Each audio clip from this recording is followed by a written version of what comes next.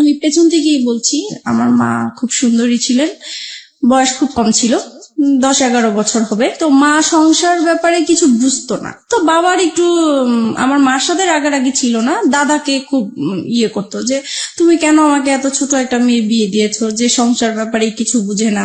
তো এরকম করে বাবা বিয়ের কিছুদিন পরেই চলে গেছে। পরে যাই হোক, একটা সময় আমি পেটে আসি আমার মার। তো তখন থেকে আমার বাবা আবার বাড়িতে কম আসতো, ঢাকায় বেশি থাকতো। কি করতেন ঢাকাতে? ঢাকায় তখন সে ওই যে হোটেলে চাকরি করতেন। জি।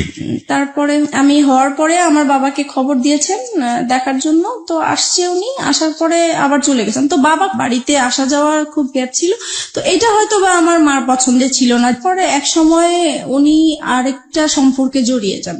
আপনার বাবা না, আমার মা। আপনার মা আরেকটা সম্পর্কে জড়িয়ে যান? জি।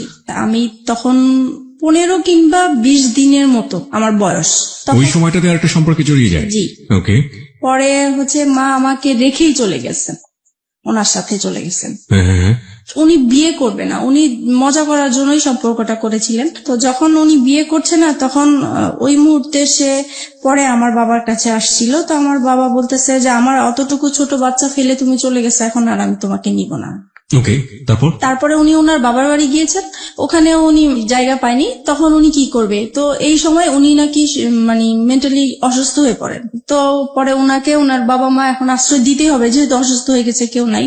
তো মা এরকম চিকিৎসা অবস্থায় থাকেন, আর আমাকে আমার বাবার বোন ছিল যে ওনার কাছে আমাকে রাখতে দিয়েছেন। আপনার মা যখন মা হলেন সেই সময়টাতে তার বয়সটা কত? তখন তার 15 থেকে 16 বছর। একদমই কিশোরী বয়স। জি। তারপরে আমি আমার ফুপুর কাছেই বড় হয়েছি প্রায় 3 বছর পর্যন্ত। তারপরে আমার ফুপু প্রেগনেন্ট হয়ে যায় অবস্থা। তখন বাবা সেই মুহূর্তে কি করবে, পরে বাবা আমাকে ঢাকায় নিয়ে এলো। ঢাকায় নিয়ে যাওয়ার পরে ছোট্ট একটা বাচ্চা, উনি কাজও করতেছেন, এবার ওখানেই আমাকে রাখার ব্যবস্থা করছেন। তো হচ্ছে না আসলে বিষয়টা। পরে বাবা যেখানে থাকতো সেখানে আরেকটা ইয়েকে পছন্দ হয়, মানে দ্বিতীয়বার ওনাকে বিয়ে করেন। তো এইভাবে বিয়ে দেওয়ার পরে ফার্স্ট ওয়াইফের সাথে কি ডিভোর্স হলো আপনার বাবার? হ্যাঁ, ওটা তো ডিভোর্স, প্রথম স্ত্রীর সাথে ডিভোর্স হয়ে গেল। ওকে। তারপরে তো এখন এই মার সাথেই সম্পর্ক। তারপরে মা আমাকে পালতেছে ভালোই, নিজের মেয়ের মতোই আদর যত্ন করছে। তো এক সময় আমার এই মাও প্রেগনেন্ট হয়ে যায়। তারপরে তো ওনারও একটা মেয়ে হয়। এই মেয়ে হওয়ার পর থেকে আমি এখন বুঝতে পারছি যে একটু ভালোবাসাটা যেন ডিফারেন্ট হয়ে গেছে, আগের মতো না। কিন্তু তারপরও মনে হয় নাই, মানে আমি তখন জানতামও না যে সে আমার সেকেন্ড মা বা কিছু, লোকের কাছে শুনতাম। তারপরে যাই হোক, এরকম করে অনেক বছর হয়ে গেছে। তারপরে এক সময় আমার বাবা মানে বলছে যে আমি তো আর এখানে হচ্ছে না, আমি একটু দেশের বাইরে যাব। তো উনি দেশের বাইরে চলে গেলেন, উনি এভাবে টাকা পাঠাচ্ছেন। আমার মা আবার অত শিক্ষিত ছিল না, টাকা পয়সার হিসাব টিসাব রাখতে পারেনি। তো বাবার মাঝখানে খুব অসুস্থ হয়ে যায়। অসুস্থ হওয়ার পরে থেকে উনি চলে আসার পরে বাবার ধারণা ছিল যে তার ব্যাংকে হয়তো বা কিছু টাকা আছে যেটা দিয়ে উনি কিছু করতে পারবেন। তো বাবা এসে দেখে যে আসলেই কোনো টাকা পয়সা নাই। তারপর থেকে তো মার সাথে মানে রাগারাগি, তারপরে মারধর করে একটা সময় মাকে। এগুলো আপনি নিজের চোখে দেখেছেন? নিজের চোখে দেখেছি। মানে বাবার ধারণা ছিল যে আমার মা হয়তো বা তার বাবার বাড়ি টাকাগুলো দিয়ে দিয়েছেন এর জন্য। তো এর জন্য খুব মারধর হতো। এই বিষয়গুলো আমার খুব মানে ব্রেনে কাজ করতো যে কেন এরকম হলো। তো এগুলো দেখতে দেখতে একসময় খুবই অসুস্থ হয়ে যায় আমি। তো আমার বাবার দুঃসম্পর্কে একটা ভাই আছেন, উনি হচ্ছে ডাক্তার কম্পাউন্ডারে চাকরি করতেন। তো আমাকে বলেছে তুমি যেহেতু অসুস্থ হয়ে গেছো, তাহলে চলো তুমি আমার ডাক্তার তোমাকে দেখাবো। তো গিয়েছি, ওখানে আমার প্রেশার মাপে প্রচুর হাই প্রেশার হয়ে গেছে। তো উনি বলতেছে ওষুধ দিয়েছেন কিছু, আর এমনিতে সাজেস্ট করেছেন যে যদি বাইরে কোথাও বেরিয়ে আসে তাহলে ভালো হবে। তো তখন আমার ওই চাচাটা বলতেন যে ঠিক আছে, তাহলে চলো আমার বোনের বাড়ি তুমি বেড়ায় আসবা। তো বাবাকে বললো, পরে আমি ওখানে গিয়েছি। ওখানে যাওয়ার পরে হচ্ছে ওই চাচার বোনের হচ্ছে ননদের ছেলের সাথে আমার পরিচয় হয় ওখানে। ওকে। উনি দেখে আমাকে পছন্দ করে এক সময় আমাকে ফোর্স করে ওনাকে ভালোবাসার জন্য। তো আমি বলতেছি যে তখন কোন ক্লাসে পড়েন আপনি? তখন আমি 6 ক্লাস 6 পড়েন। তার মানে আপনার বয়স 11 থেকে 12 বছর। যে ছেলেটা আপনাকে প্রপোজ করলো সে আলটিমেটলি আপনার ওই ডাক্তার কম্পাউন্ডারের কোন এক আত্মীয়, রাইট? জি। ওকে। সেই ছেলেটার বয়স কত ছিল? উনি তখন ইন্টারমিডিয়েট দিয়েছেন। ফাইন।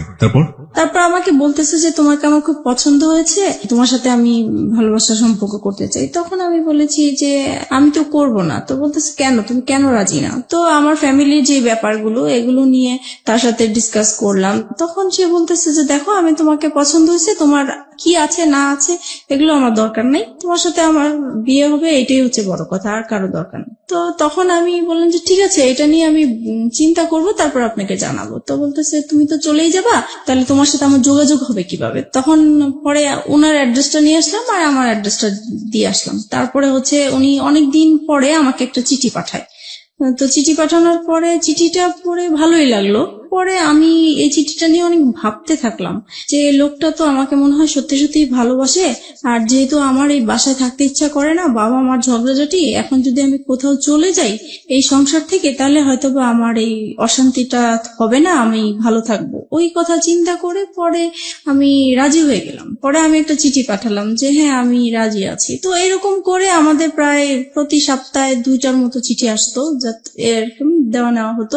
প্রায় 3-4 মাস পরে হঠাৎ আমি আবার পড়াশোনার পাশাপাশি হাতের কাজ শিখতে খুব পছন্দ করতাম। তো আমি বিভিন্ন জায়গায় হাতের কাজ শেখার জন্য যেতাম।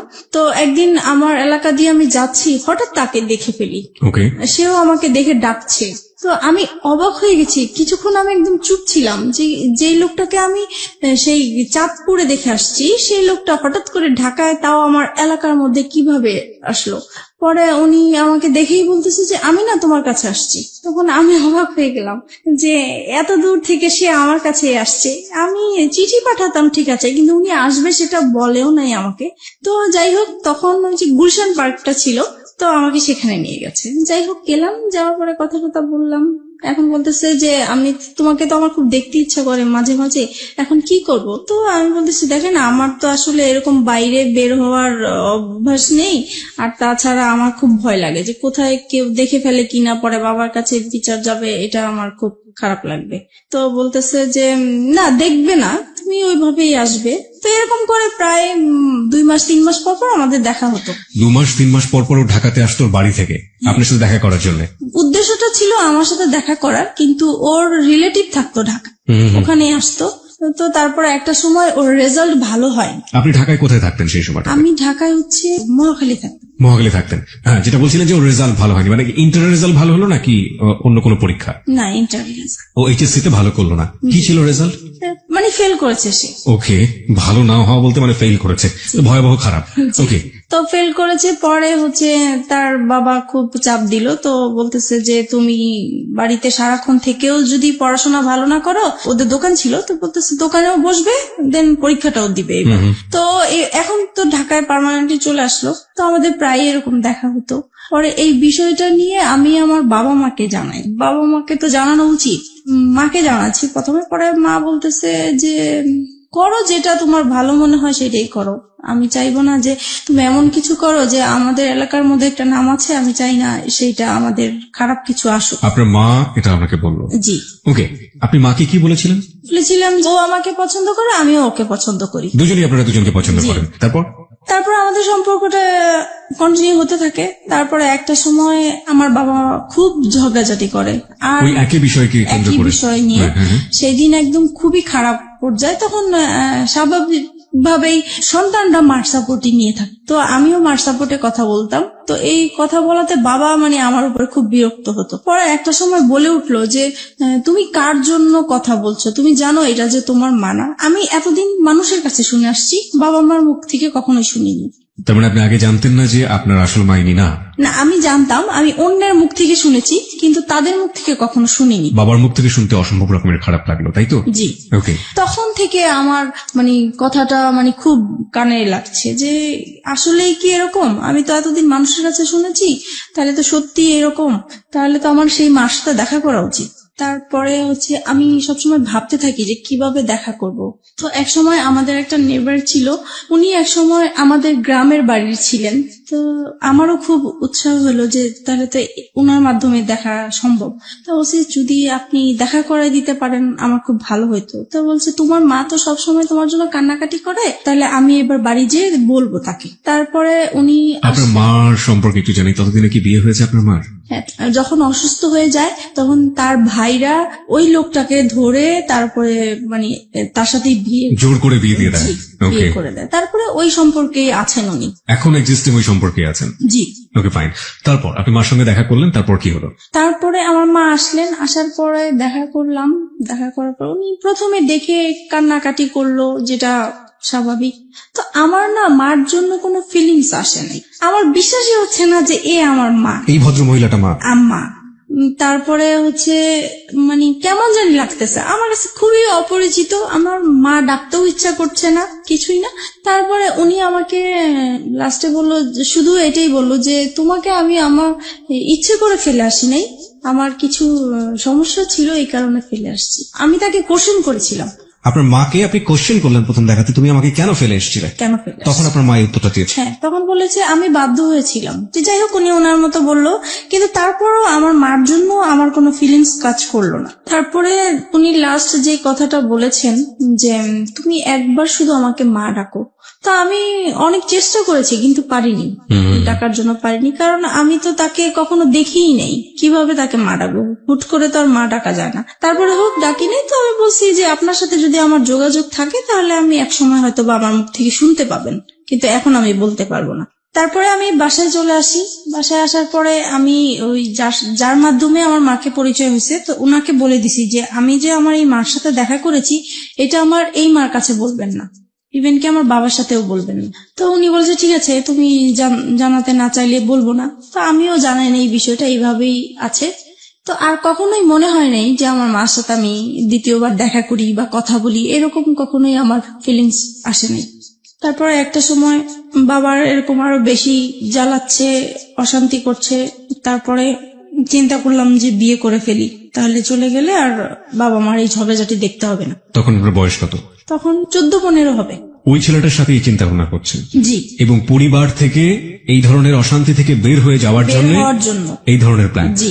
ওই ছেলেটাকে কি মনে প্রাণে তখন ওই ছেলেটার প্রতি এক ধরনের এফেক্টেড হয়ে যাওয়া, একদম অদ্ভুত রকমের ভালো লাগা, ওকে দেখলে না দেখলে ভালো লাগে না, একেবারে মজে আছেন ওর প্রেমে, এইরকম একটা ব্যাপার কি ছিল? এইরকম কিছু ছিল, কিন্তু আমার বেশি কাজ করতে হলো যে এখান থেকে আমাকে বের হতে হবে, ওকে, সেটা যে কোনো ভাবেই হোক না কেন। যে কোনো ভাবেই হোক। কেন বেরোতে হবে?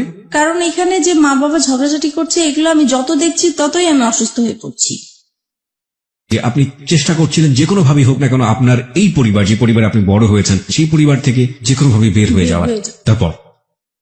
তারপরে আমি ওকে বললাম বিয়ের কথা। তো সে বলল যে এখন বিয়ে করব, এখন তো আমি নিজের পায়ে এখনো দাঁড়াতেই পারি নাই। তো আমি বলছি যে দেখো, এখন আমাকে এখান থেকে বের হতেই হবে। তো সে বলল যে ঠিক আছে, আমি আমার বাবা মাকে বিষয়টা জানাই।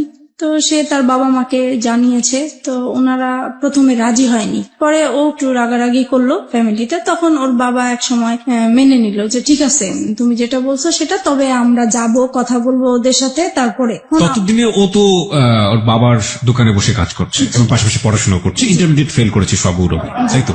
ওকে। তখন তারপরে আমি বললাম যে না, আমি এটা ফ্যামিলিগতভাবে করতে চাচ্ছি না। তখন বলছে কেন? বলতেছি এখানে অনেকগুলো প্রবলেম আছে, আমি তো তোমাকে আগেই বলেছি যে আমার বাবার টাকা পয়সা নাই, সে অনুষ্ঠান করে বিয়ে দিতে পারবে না। তারপরে বলতেছি দেখো, বাবা মা এখন চাচ্ছে, কি করব?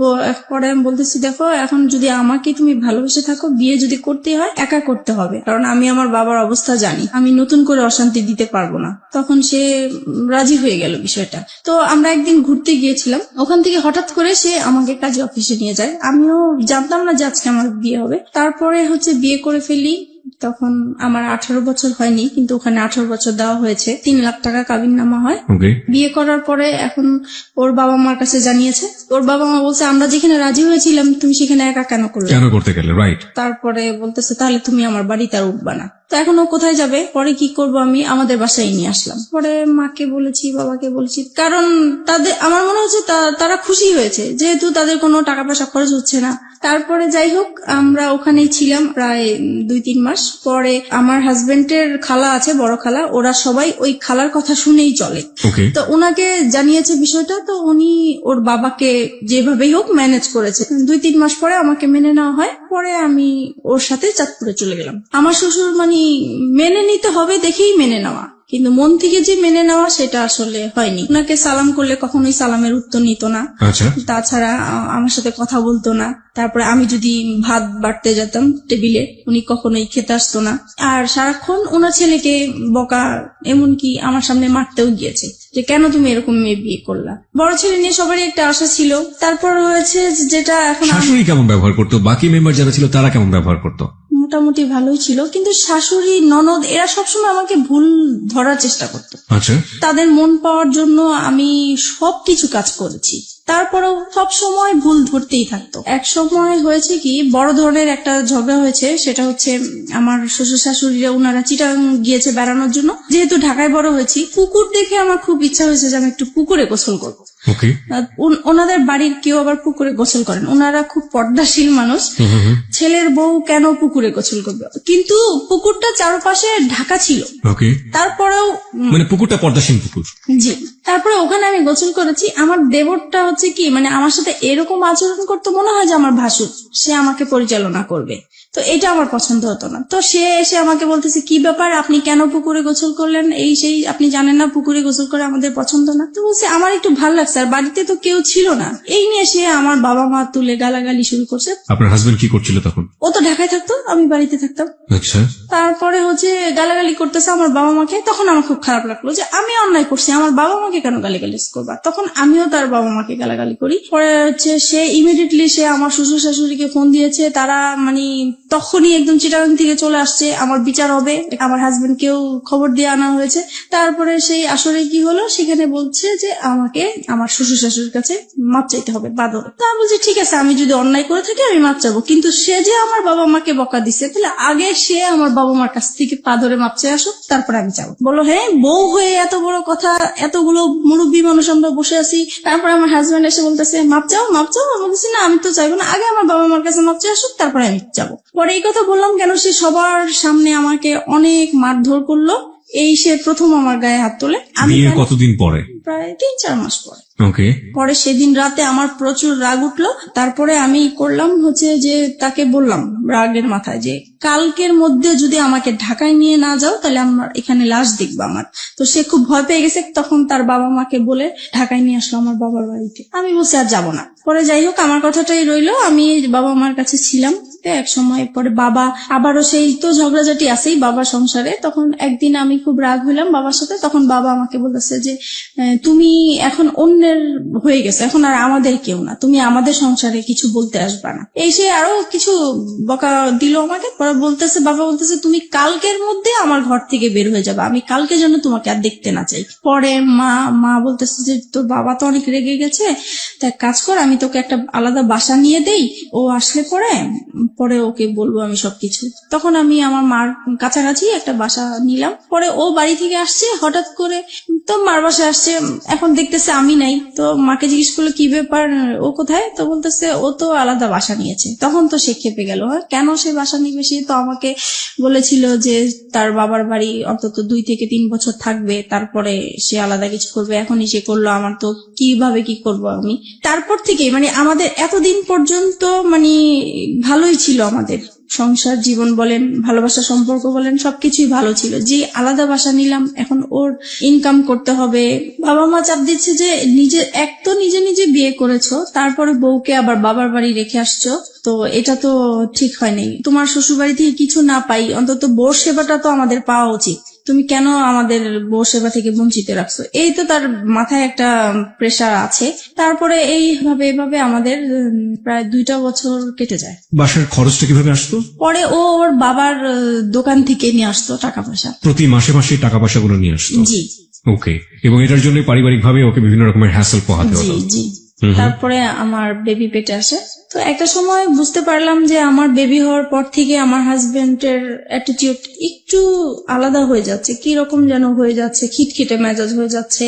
তার সব কাজ নিখুঁত হতে হবে এরকম। কি রকম রান্না করলাম, রান্না ভালো হলো না, এটাতে এই লবণ বেশি হলো, হলুদ বেশি হলো, ভাত কেন নরম হলো, এই রকম মানে সামান্য বিষয় নিয়ে মানে ঝগড়াঝাটি হতো আমাদের। মেয়েকে কেন টাইম মতো খাওয়ালাম না। তারপরে একটা সময় যখন এগুলো নিয়ে বাড়তে থাকলো তখন তার আবেগের কথাগুলো আসলো, হ্যাঁ তোমাকে বিয়ে করে আমি কিছুই পাই নাই, আমি অনেক কিছু পেতাম, তোমার যেতে আরো সুন্দর মেয়ে বিয়ে করতে পারতাম, আরো ভালো ফ্যামিলির মেয়ে বিয়ে করতে পারতাম। মানে এইভাবে সে আজে বাজে কথা বলতেই থাকে, বলতেছে আজ পর্যন্ত তো আমার বাবা মাকে তোমরা কোনোদিন ইনভাইট করতে পারো নাই। তখন আমি বলতাম যে এগুলো তো আমি আগে থেকেই তোমাকে বলে ক্লিয়ার করছি। বলেছে তখন তো আমি অন্ধ ছিলাম, আমি এসব বুঝতে পারি নাই, আমার মনে হচ্ছে তুমি আমাকে ব্ল্যাক ম্যাজিক করেছো হয়তোবা। ওই সময়টাতে? জি, ওকে। এরকম কিছু করে আমাকে ফাঁদে ফেলানোর চেষ্টা করেছো, যেহেতু দেখেছো তোমাকে কেউ নিবে না। এভাবেই কাটতে থাকলো সময়। আর সে তখন তো কোনো কাজ করতো না, সারাক্ষণ বাসায় থাকতো। এই জিনিসটা আমার কাছে খুব খারাপ লাগতো যে মানুষের হাজবেন্ডরা কাজ করে, এক সময় বাইরে আসে, বাইরে থেকে বাসায় আসে, আলাদা একটা ফিলিংস কাজ করে। তখন অবশ্য আমি আমার যখন বেবি হবে তখন থেকেই তো আমি বাবা মার কাছেই আছি। পরে এক সময় এটা নিয়ে বাবা মা আমার উপরে রাগ করে যে তুমি এতদিন আমাদের ঝগড়া দেখে তোমরা এরকম করছো, এখন তোমরাও ঝগড়া করতেছো। তখন কি করবার, পরে একদিন বাবা প্রচুর ঝগড়া করে মার সাথে। তখন আমি বলতেছি কি যে তুমি এরকম ঝগড়া করো না, তোমার জামাই পাশের রুমে থাকে, খারাপ বলে ঝগড়া করো না, যদি ঝগড়া করতে হয় তাহলে এই বাড়িতে আর আসবে না, তুমি অন্য কোথাও চলে যাও। তো বাবার মাইন্ডে খুব লাগছে যে মেয়ে হয়ে আমাকে এই কথাটা বললো। পরে বাবা আমাদেরকে ছেড়ে চলে গেছে, তো ও আলাদা বাসা নিবে এখন। পরে বলছে আলাদা বাসা নিবা তো তুমি কি করবা, তুমি কোত্থেকে কি চালাবা? তখন বলতেছে যে আমি একটা দোকানপাট নিব, এখন বাবার থেকে আলাদা হয়ে আসছি, দোকানপাট নিব। তো ঠিক আছে চলো। পরে এই আমরা আমার মেয়ে হওয়ার পরে আলাদা বাসা নিব। সংসারে অশান্তির উপর অশান্তি। তারপরে আমার শ্বশুর শাশুড়ি বলে যে তুমি এখনো সময় আছে, ওকে ছেড়ে দাও, এখনো তোমাকে আমরা ভালো জায়গায় বিয়ে দিতে পারবো, এই সেই এগুলো আছে। আর তাছাড়া ও সবসময় কি অন্য মেয়েদের প্রতি একটা আকৃষ্টিত থাকতো, যে কোনো সুন্দর মেয়ে থাকলে বলতো, আমার সামনেই বলতো যে ওর সাথে যদি আমি একদিন করতে পারতাম আমার সার্থক হতো। পরে ঝগড়া হলে মাঝে মাঝে বলতো যে আমাকে অনেকেই বিয়ের প্রস্তাব দিয়েছে, প্রেমের প্রস্তাব দিয়েছে, আমি তাদেরকে বিয়ে করিনি, আমি অনেক বড় ভুল করেছি, এই সে এগুলো বলতো। এগুলো আমার খুব খারাপ লাগতো, এগুলো নিয়ে আমাদের সংসারে খুব অশান্তি হতো। বিশেষ করে ও বাসায় থাকতো, এই জিনিসটা আমি একদমই পছন্দ করতাম না, ও কোনো কিছু করতো না। পরে এক সময় কি হয়, নতুন একটা মার্কেটে দোকান নিয়েছে, ওইটা মার্কেটটা ভালো করে স্টার্ট হয় নাই, তাই দোকানও ভালো চলে না, তো দোকানটা ছেড়ে দিল শেষ পর্যন্ত। তারপরে যেটা হয়েছে, এক এক করে ও যেটাই হাত দেয় সেটাই লস হয়। এইভাবে ওর বাইরের যেই অশান্তি হলে সেটা ঘরের মধ্যে নিয়ে আসবে। তারপরে সে শেয়ার বাজারে ঢুকলো। তারপরে শেয়ার বাজারও তো খুব অবস্থা খারাপ ছিল, সেটা নিয়ে বাসায় খুব ঝগড়াঝাটি হতো, তার মন খারাপ হতো। যদি বাসায় কিছু লাগতো বলতাম, তখনই সে খেপে যেত। তারপরে বলতো যে তোকে বিয়ে করে আমার ভাগ্যটা খারাপ হয়ে গেছে, আগে তো এরকম খারাপ ছিল না। একটা জিনিস যেটা আমি বুঝতে পারছি মিতা, সেটা হচ্ছে যে ভেরি ক্রিটিক্যাল মোমেন্ট যাচ্ছে আপনাদের সংসারে, জি। অভাব-অনটন রয়েছে, মনোমালিন্য আসছে, কিছুদিন পরপরই ঝগড়াঝাটি হচ্ছে, এবং বয়স দুজনের কমই আছে, গাইডেন্স করার মতো কেউ নেই ওখানে, এবং একের পর এক ভুলের জন্ম হচ্ছে, তাই তো? ওকে, তারপরে যেটা হচ্ছে আরেকটা জিনিস, ওর আর আমার ঝগড়াঝাটি হলে মারামারি হয়, ঠিক আছে, ও আমাকে বকে, আমি ওকে বকি, কিন্তু আমার কথা হলো যে আমরা ঝগড়াঝাটি করবো সেটা আমাদের ভিতরেই থাকবে। ও কি করে, সাথে সাথে ওর বাবা মাকে ফোন দিয়ে দিবে যে এরকম এরকম হচ্ছে, ওর সাথে আর আমার হচ্ছে না, তোমরা কি করবা, এসে করো, এই আর কি। এটা নিয়ে অশান্তি থাকে। তারপরে আমি যদি কম্প্রোমাইজের জায়গাতে আছি, লাইক একটা যেটা হচ্ছে যে এক হাতে তো কখনো তালি বাজে না। আপনি একটু আগেই বললেন যে আপনিও ঝগড়া করতেন, ও করতো, দুজনে মিলেই ঝগড়া হতো। কিন্তু কথা হচ্ছে যে যদি কম্প্রোমাইজের জায়গাতে আসি, যে সফট হওয়া, আগে থেকে একটু কম্প্রোমাইজ করে নেয়া, পরিস্থিতিটাকে শান্ত করা, সে কাজটা সবচেয়ে বেশি কে করতো? কেউই করতাম না, মানে আপনি হয়ে যেত। আমি কথা না বলার চেষ্টাই করতাম, কিন্তু ও এসে আমার রাগ ভাঙাতো। তার মানে ওই আপনাকে রাগ ভাঙানোর চেষ্টা করতো। এটা নিঃসন্দেহে তার একটা ভালো গুণ। জি, কারণ রাগ করাটা খুব সহজ, কিন্তু রাগ ভাঙানো কিন্তু খুবই খুবই কঠিন একটা ব্যাপার, এবং সেটা নিজেকে স্যাক্রিফাইস করে চেষ্টাটা যারা করে, আমি মনে হয় যে এটা একটা স্পেশাল গুণ তাদের। ওকে, তারপরে ও আমি কথায় কথায় ওকে বলতাম যে তুমি আমাকে ডিভোর্স দাও। ও ডিভোর্স দিতে চাইতো না, তো সেই জন্য ওর বাবা মাকে বলছে। তখন বলছে যে ঠিক আছে, তুমি আরেকটা বেবি নাও, তাহলে 2টা বেবি হয়ে গেলে ও ব্যস্ত থাকবে, তখন আর কোথাও যাওয়ার কথাও বলবে না। তো সেই হিসাবে আমাদের আরেকটা বেবি হয়। আমার ইচ্ছা ছিল না বেবিটা নেওয়ার, ওর ইচ্ছাতেই বেবিটা নেওয়া হলো। ওর মামার বাসা পাশে ছিল, ওর মামার বাসাতে আমরা হসপিটাল থেকে এসে সরাসরি মামার বাসায় উঠলাম। আমার বোন তখন এসএসসি পরীক্ষা দিচ্ছে, মাঝখানে ওর কিছু গ্যাপ ছিল, তো সেই গ্যাপের মাঝে আমার কাছে আসছে। আবার অনেক গেস্টও আসছে, জায়গা ছিল না। তো আমার হাজবেন্ড বলতেছে কি যে এখানে তো জায়গা নেই, ওকে নিয়ে আমি আমাদের বাসায় চলে যাবো। কথা ছিল খাওয়া দাওয়া করে সবাইকে নিয়ে যাবে, কিন্তু সে আমার বোনকে খাইয়ে টাইয়ে নিয়ে আগেই চলে গেছে। তারপর যাই হোক এরকম গিয়েছে, হঠাৎ করে সে আর কি মানে আমার বোনের সাথে সে একটা অনৈতিক কাজ করতে গিয়েছিল, সেটা আমি বুঝতে পারি নাই, আমি 3 মাস পর জানতে পেরেছি। আপনি 3 মাস পরে এটা জানতে পারেন? জি। কিভাবে জানতে পারেন? আমি মানে ও আসতো না তো, গ্যাপ ছিল, তখন আমি জিজ্ঞেস করছি কি ব্যাপার, ও আমার বাসায় আসে না কেন, আমি তো এরকম কিছু করি না যে ও আসা বন্ধ করে দিবে। তখন মা বলতেছে যে ও আর যাবে না তোমাদের বাসায়। তখন আমি বললাম যে কেন যাবে না, তখন সে কথাই বললো আর কি। তার মানে আপনার বোন গিয়ে আপনার মাকে বলেছিল এবং পরবর্তীতে আপনার মা আপনি জিজ্ঞেস করার প্রেক্ষাপটে আপনাকে এটা জি, বলেছিল। জি। এই যে ঘটনাটা যখন আপনার হাজবেন্ড এরকম কাজ করলো, তখন আপনাদের সাথে মানসিক যে সম্পর্ক হাজবেন্ড ওয়াইফের মধ্যে, সেই সম্পর্ক কি অবস্থায় ছিল? তখন তো খারাপ ছিল, খুব খারাপ অবস্থায় ছিল। জি। ওকে, তারপরে এটা জানার পরে আমি ওকে প্রশ্ন করলাম যে তুমি এরকম কিছু করেছো কিনা, তো সে বলতেছে যে না আমি এরকম কিছুই করি নাই। তারপরে সে উল্টা আমাদেরকে বলতেছে যে তোমার মা তোমার বোনের নামে আমি মানহানি মামলা করব, কেন তোমরা আমার নামে এরকম কিছু করেছো। তখন আমি মানে অবাক হয়ে গেলাম যে সে অন্যায়টা করলো, তারপরও স্বীকার করতেছে না। আর আমার মা বোন কখনোই মিথ্যা বলবে না, আর নিজের মান সম্মান নিয়ে তো কখনোই মিথ্যা বলার প্রশ্নই আসে না। তারপর এক সময় আমি আত্মহত্যা করার চেষ্টা করলাম, মানে বাসা থেকে বের হয়ে যাচ্ছি, রাগ হয়ে যে তার সাথে আমি আর থাকবো না, সে এরকম একটা কাজ করতে পারলো। তারপরে আমি যখন বাসা থেকে বের হয়ে যাচ্ছিলাম তখন সে আমার হাতে পায়ে ধরে মাপ চাইলো, বলতেছে সরি আমার ভুল হয়ে গেছে, আমি আর এরকম কিছু করব না, কিন্তু তুমি কাউকে বলো না, আমার আত্মীয় স্বজন কাউকেই বলবা না তুমি। তারপরে যাই হোক আমি আবারও সংসার এইভাবেই করতে থাকলাম। তো কিন্তু আমি যতই মানে চেষ্টা করতেছি সংসার করার জন্য, যতই অশান্তি হোক না কেন, কিন্তু সে একের পর এক ঝগড়াঝাটি অশান্তি আছে। আমার পরে লাস্টের দিক দিয়ে আর ভাল লাগলো না, প্রচুর মারামারি হতো আমাদের। আপনিও মারতেন? আমিও মারতাম, দুজন মিলে মারামারি করতেন? জি। ওকে। তারপরে এরকম অশান্তি ভাল লাগতো না, মন সবসময় খারাপ থাকতো। তাছাড়া মানে আর আমার ও খুব বেশি যন্ত্রণা করতো, আমি নাকি বেশি ঘুমাই, আমি খুব অলস, ঘরে কাজ করতে চাই না, ঘুমালে উঠতে চাই না। তারপরে টিভি দেখি আমি খুব বেশি, আমার খুব বাজে অভ্যাস, আমার জন্য আমার সন্তানরাও নষ্ট হয়ে যাচ্ছে, এগুলো নিয়ে খুব। আপনারা যে মারামারি করতেন আপনাদের ছেলেমেয়েদের সামনেই মারামারি করতেন? হ্যাঁ, সামনেই করতাম। ওরা খুব ভয় পেত, কান্নাকাটি করতো, কিন্তু কিছু করার ছিল না, হয়ে যেত। ফিরে যাচ্ছি মিতার কাছে। মিতা, তারপর কি হলো? পরে এক সময় রোজার ঈদ সামনে আসলো, ঈদের শপিং করা নিয়ে আবার আমাদের খুব ঝগড়া হলো, মাঝখানে মারামারি এইরকমই। আর সে সব সময় ঈদের সময় সে বাড়িতে যে ঈদ করে, আর আমি বাচ্চাদেরকে নিয়ে ঢাকায় ঈদ করি। আমি বাড়িতে যেতে চাই না, বাচ্চারাও বাড়িতে যেতে চায় না, তাই আমাদের আর যাওয়া হয় না। কিন্তু সে তার বাবা মার সাথে ঈদ করবে, সেজন্য প্রত্যেকটা ঈদই সে তার বাবা মার সাথেই করে। আমরা বেশি দামি দামি জিনিস চাই, আগে কম দামি জিনিস পরেছি, এখন কেন উপরের দিকে নজর আমার, এইভাবে ঝগড়াঝাটি হয়। তারপর সে বাড়িতে চলে যায়। অশান্তির জন্য আমি ভাল লাগতো না দেখে তাই একটু হাতের কাজ করা শুরু করেছিলাম। তো হাতের কাজের বিজ্ঞপ্তি দিয়েছিলাম, বিজ্ঞপ্তির জন্য আমার মোবাইল নাম্বারটা শো করা হয়েছিল একটা কাগজে, লিফলেট। জি।